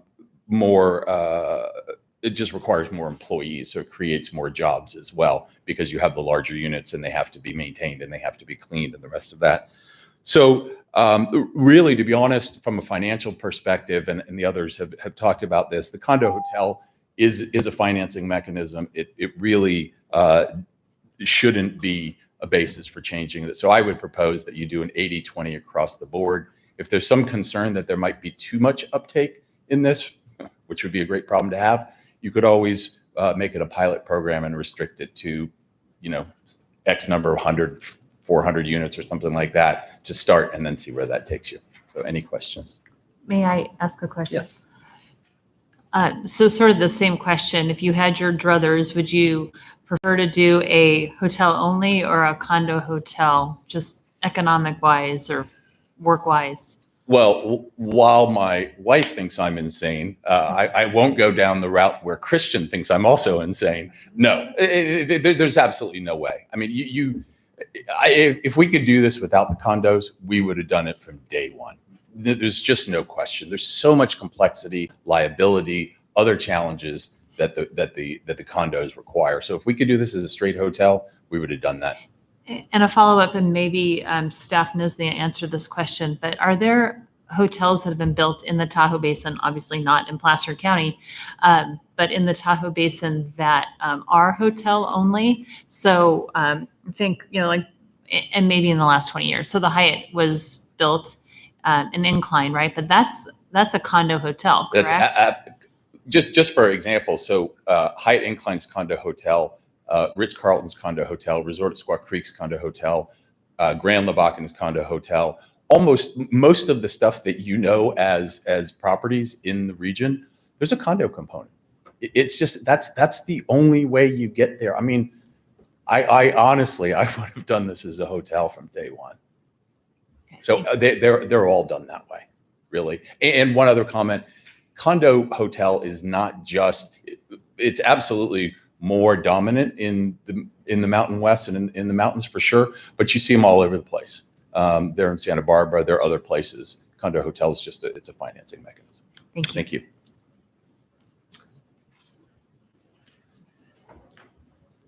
Aaron. All right. If I may, just to respond to a couple of comments.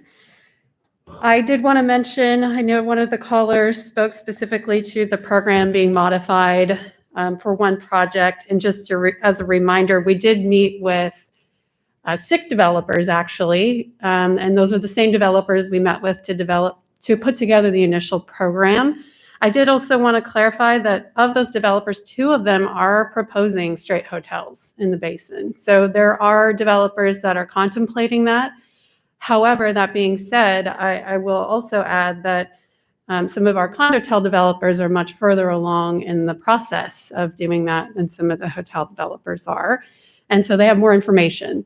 And then the other thing I did want to add is I did speak with Todd Chapman, who oversees Homewood and some of those developments. I was hoping he'd be able to call in today. Unfortunately, he's traveling.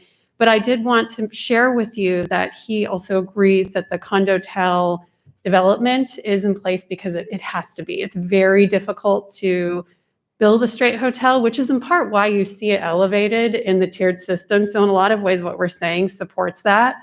But at the same time, I think the complexities of the condotel development, why it's important and essential in the basin, I think, are captured in some ways and maybe not in others, which is what I think you're hearing from the developers that are sharing their feedback and thoughts with you today.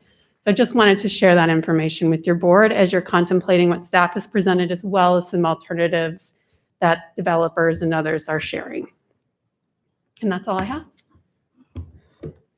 Maybe, Aaron, just a question for, again, all of us, but for me specifically. So in this transition from what we approved and the recommendation for modification, the driver was the gap analysis. Yes. Was just too subjective to be administered fairly and equitably. Correct. So then the question became, if we fix it and simplify it, everybody seems like they landed clearly on 20 years as being the time frame. Mm-hmm. And then if there's perhaps, if I heard differences of opinion as relates to the percentage applications by product type. Correct. Hotel versus condotel Correct. versus condo. That's And I think that was it. Just Okay. wanted to make sure. You've got it right. I can see us, Supervisor Wygant. going in a lot of different paths, and Yes. I'm sure I'm going to try to keep us on one of them anyhow. So Yes, thanks. absolutely. So no other questions, comments? Well, bring it back to the board then for discussion. And I'm looking at you, Cindy, this time, because I know where you are, and I don't want you to yell at me. How would I yell at you, Robert, Mr. Chair? Well, as I mentioned earlier, any tools that we can provide that incentivize the kind of development we've been talking about. Yes, Robert, for 30 years, because it's been 60 years since we've had a hotel constructed. So I would propose that we put all of these at 80%.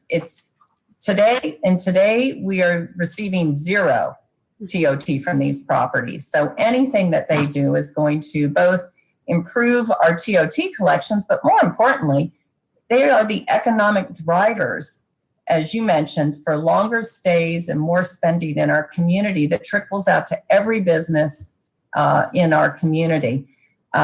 So I would propose we simplify it and just go to the 80% for the 20 years and not get into their other financing methods, and make it as simple as possible. And if the board has caution about that, then I would suggest we cap it at 400 rooms or some period of time that if they build in the next 5 years and we have 400 rooms that we finance this way as a pilot, to see if we can really push things forward, because we've been waiting an awfully long time to see something happen. Thank you. So that's my point of discussion. I don't know where the rest of the board is at. So. Well, I have a suggestion. My our colleagues are not lighting up their microphones. They're not on fire. So although Bonnie does have hers on now, but I was thinking perhaps you might want to consider a motion. Didn't that sound like one? And I appreciate, well, you were going to. No, go ahead. So I appreciate, Cindy, your suggestion. A couple of things. I don't feel the need to limit it at this point. I mean, honestly, we have, like you said, we have no TOT dollars coming in from these projects. And the whole idea is to take those TOT dollars and, I mean, it's basically reinvesting in our community. And to somebody's comment about the county just focusing on one particular outcome, that's not the case. The outcome is future business, spring of economic development in the basin.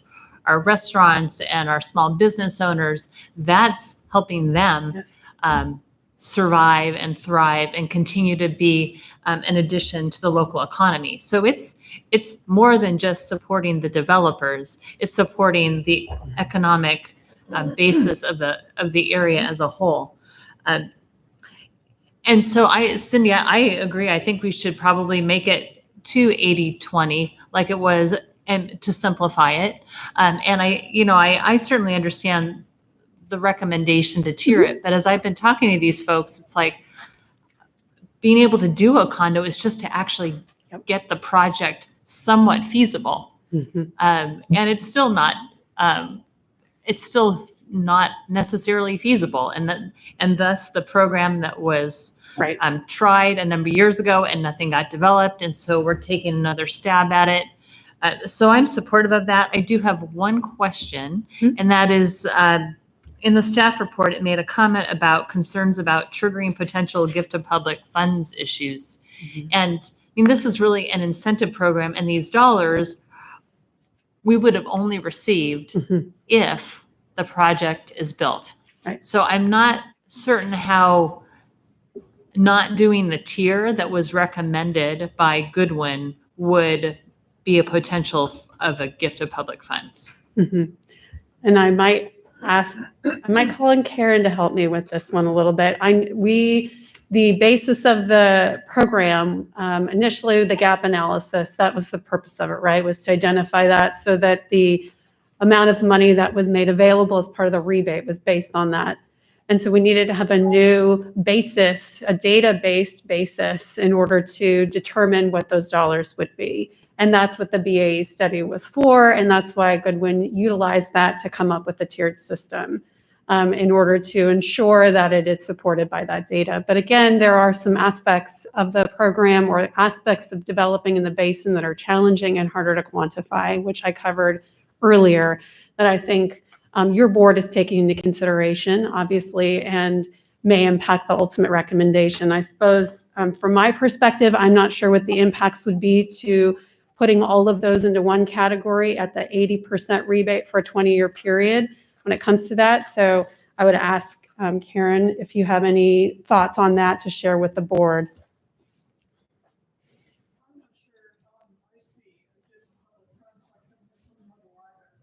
What I suggest you do is direct staff to ensure there's no such thing. And as we go through the fine tuning of this program, if there is, we can bring it back. If not, we'll simply adjust it as we need to with findings. So Cindy, Yes. Suzanne, I'm sorry. Oh, okay.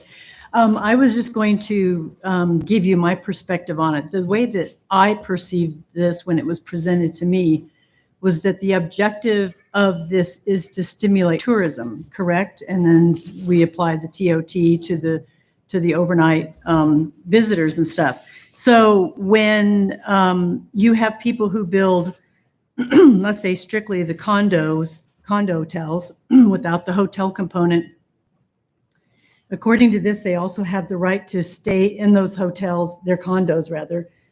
Have to forgive me, I have a frog today. Up to 90 days, only 30 days at a time. So I asked the question, so they potentially during ski season, you could come up and stay 30 days, take a week off and then stay another 30 days. So in a sense, this kind of, it encourages the private ownership and sort of discourages the tourism part of it. So if we give them the same rebate as we're giving a hotel, I'll give you the reverse. It's sort of a disincentive to build the condo hotels as it is to build the hotels because they get a smaller rebate. And in other words, they have to have more tourism overnight stayers to accumulate more rebate than a hotel does. So it was just kind of my perspective on it. It seemed like they were trying to encourage more the condo-hotel mixture of hotels and hotels by giving them much more of an incentive rather than just condos. I agree with that. Yep. And Jim. Thank you, Mr. Chair. I'm kind of aligned with Supervisor Gustafson's suggestion. The testimony today from two of the people in the audience suggested that it's almost impossible to make just a hotel without the condo hotel option. So I would have no objection to supporting Supervisor Gustafson's motion, and I will second that unless you already did. Okay. Thank you. So we have I'll a be motion. clear on my motion, Mr. Chair, that my motion is to approve the proposed amendments with the revision that the tiers be collapsed into one program at 80% TOT incentive for 20 years. Keeps deed restrictions and no cap. Those were the questions I have for you. Yes, yes, Okay, keeps so- the deed restriction, and I didn't hear the need for a cap at this point. And it's subject to county council reviewing the question raised to be brought back to the board. Correct. Is that acceptable to the second? Correct. So you're the second.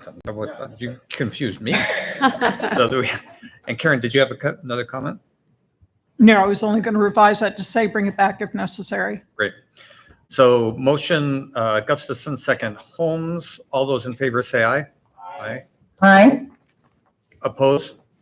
Motion carries. Thank you. Great, thank you very Thanks, much. I really want to thank staff for the huge amount of work and then research. This was a fun one to work on, but, and I am going to close with just a couple of policy comments for general benefit, I hope. One is it's common in the county to have a particular project and the revenues from that be reinvested generally in that area, Granite Bay, typically reinvest in Granite Bay. We've seen some things in the Sunset area where we're reinvesting there also. The casino might be an anomaly just because of the scale and scope and its unprecedented nature. But the board has a long commitment to reinvesting on the east side for that tourism-based economy that specifically attempts to maximize visitor stays. So with that, I just want to say, as far as I'm concerned, personally, I'm going to be continuing to look for more tools by which we can make those investments until they start working. So with that, we are now going to close. We're going to adjourn to closed session. Karen, would you please direct us accordingly? The board will now adjourn to closed session to consider 2 items of existing litigation and 2 items of anticipated litigation. Mr. Chair, Yes. Robert, I need to recuse on one of those items. Karen will have to tell me which one since it's That would be 2A. 2A. So I'll be recusing on 2A and staying out of that part of the closed session. Thank you. And are we going into A and then Cindy's going to join us from there? Or are we asking everyone to leave and stay here? We're going to have Cindy join us on a Teams meeting. But we're staying here. I'm sorry? No, we'll go into A. The board is, I was wondering, in light of Cindy, were we going to stay here or go into A as relates to her coming into closed session by way of Zoom? Got it. Okay.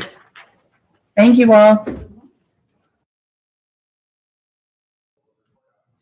The board met in closed session to consider 2 items of existing litigation.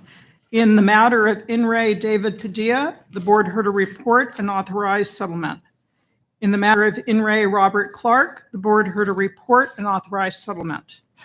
The board also met to consider 2 items of anticipated litigation. In the item of initiation of litigation, let the record show that Supervisor Gustafson recused herself. In this matter, the board heard a report and provided direction. In item 2B, potential exposure to litigation, the board heard a report and provided direction. This concludes the report out of closed session. Thank you. And we are going to be closing in memory today of Jim Sandy. Jim? Yeah, thank you, Mr. Chair. I would like to adjourn this meeting in memory of Jim Sandy. Jim earned a degree in urban planning at Sonoma State University and was a 32-year Placer County employee. He began his career in 1974 when he was hired as a building inspector in Tahoe City and later transferred to Auburn and eventually became a senior building inspector. He was well respected and esteemed by his coworkers and by members of the building community. He was a calm and patient public service. I was honored to present him as the 2005 Placer County Employee of the Year. He was a good and decent man. Thank you. Thank you, Jim. We stand adjourned.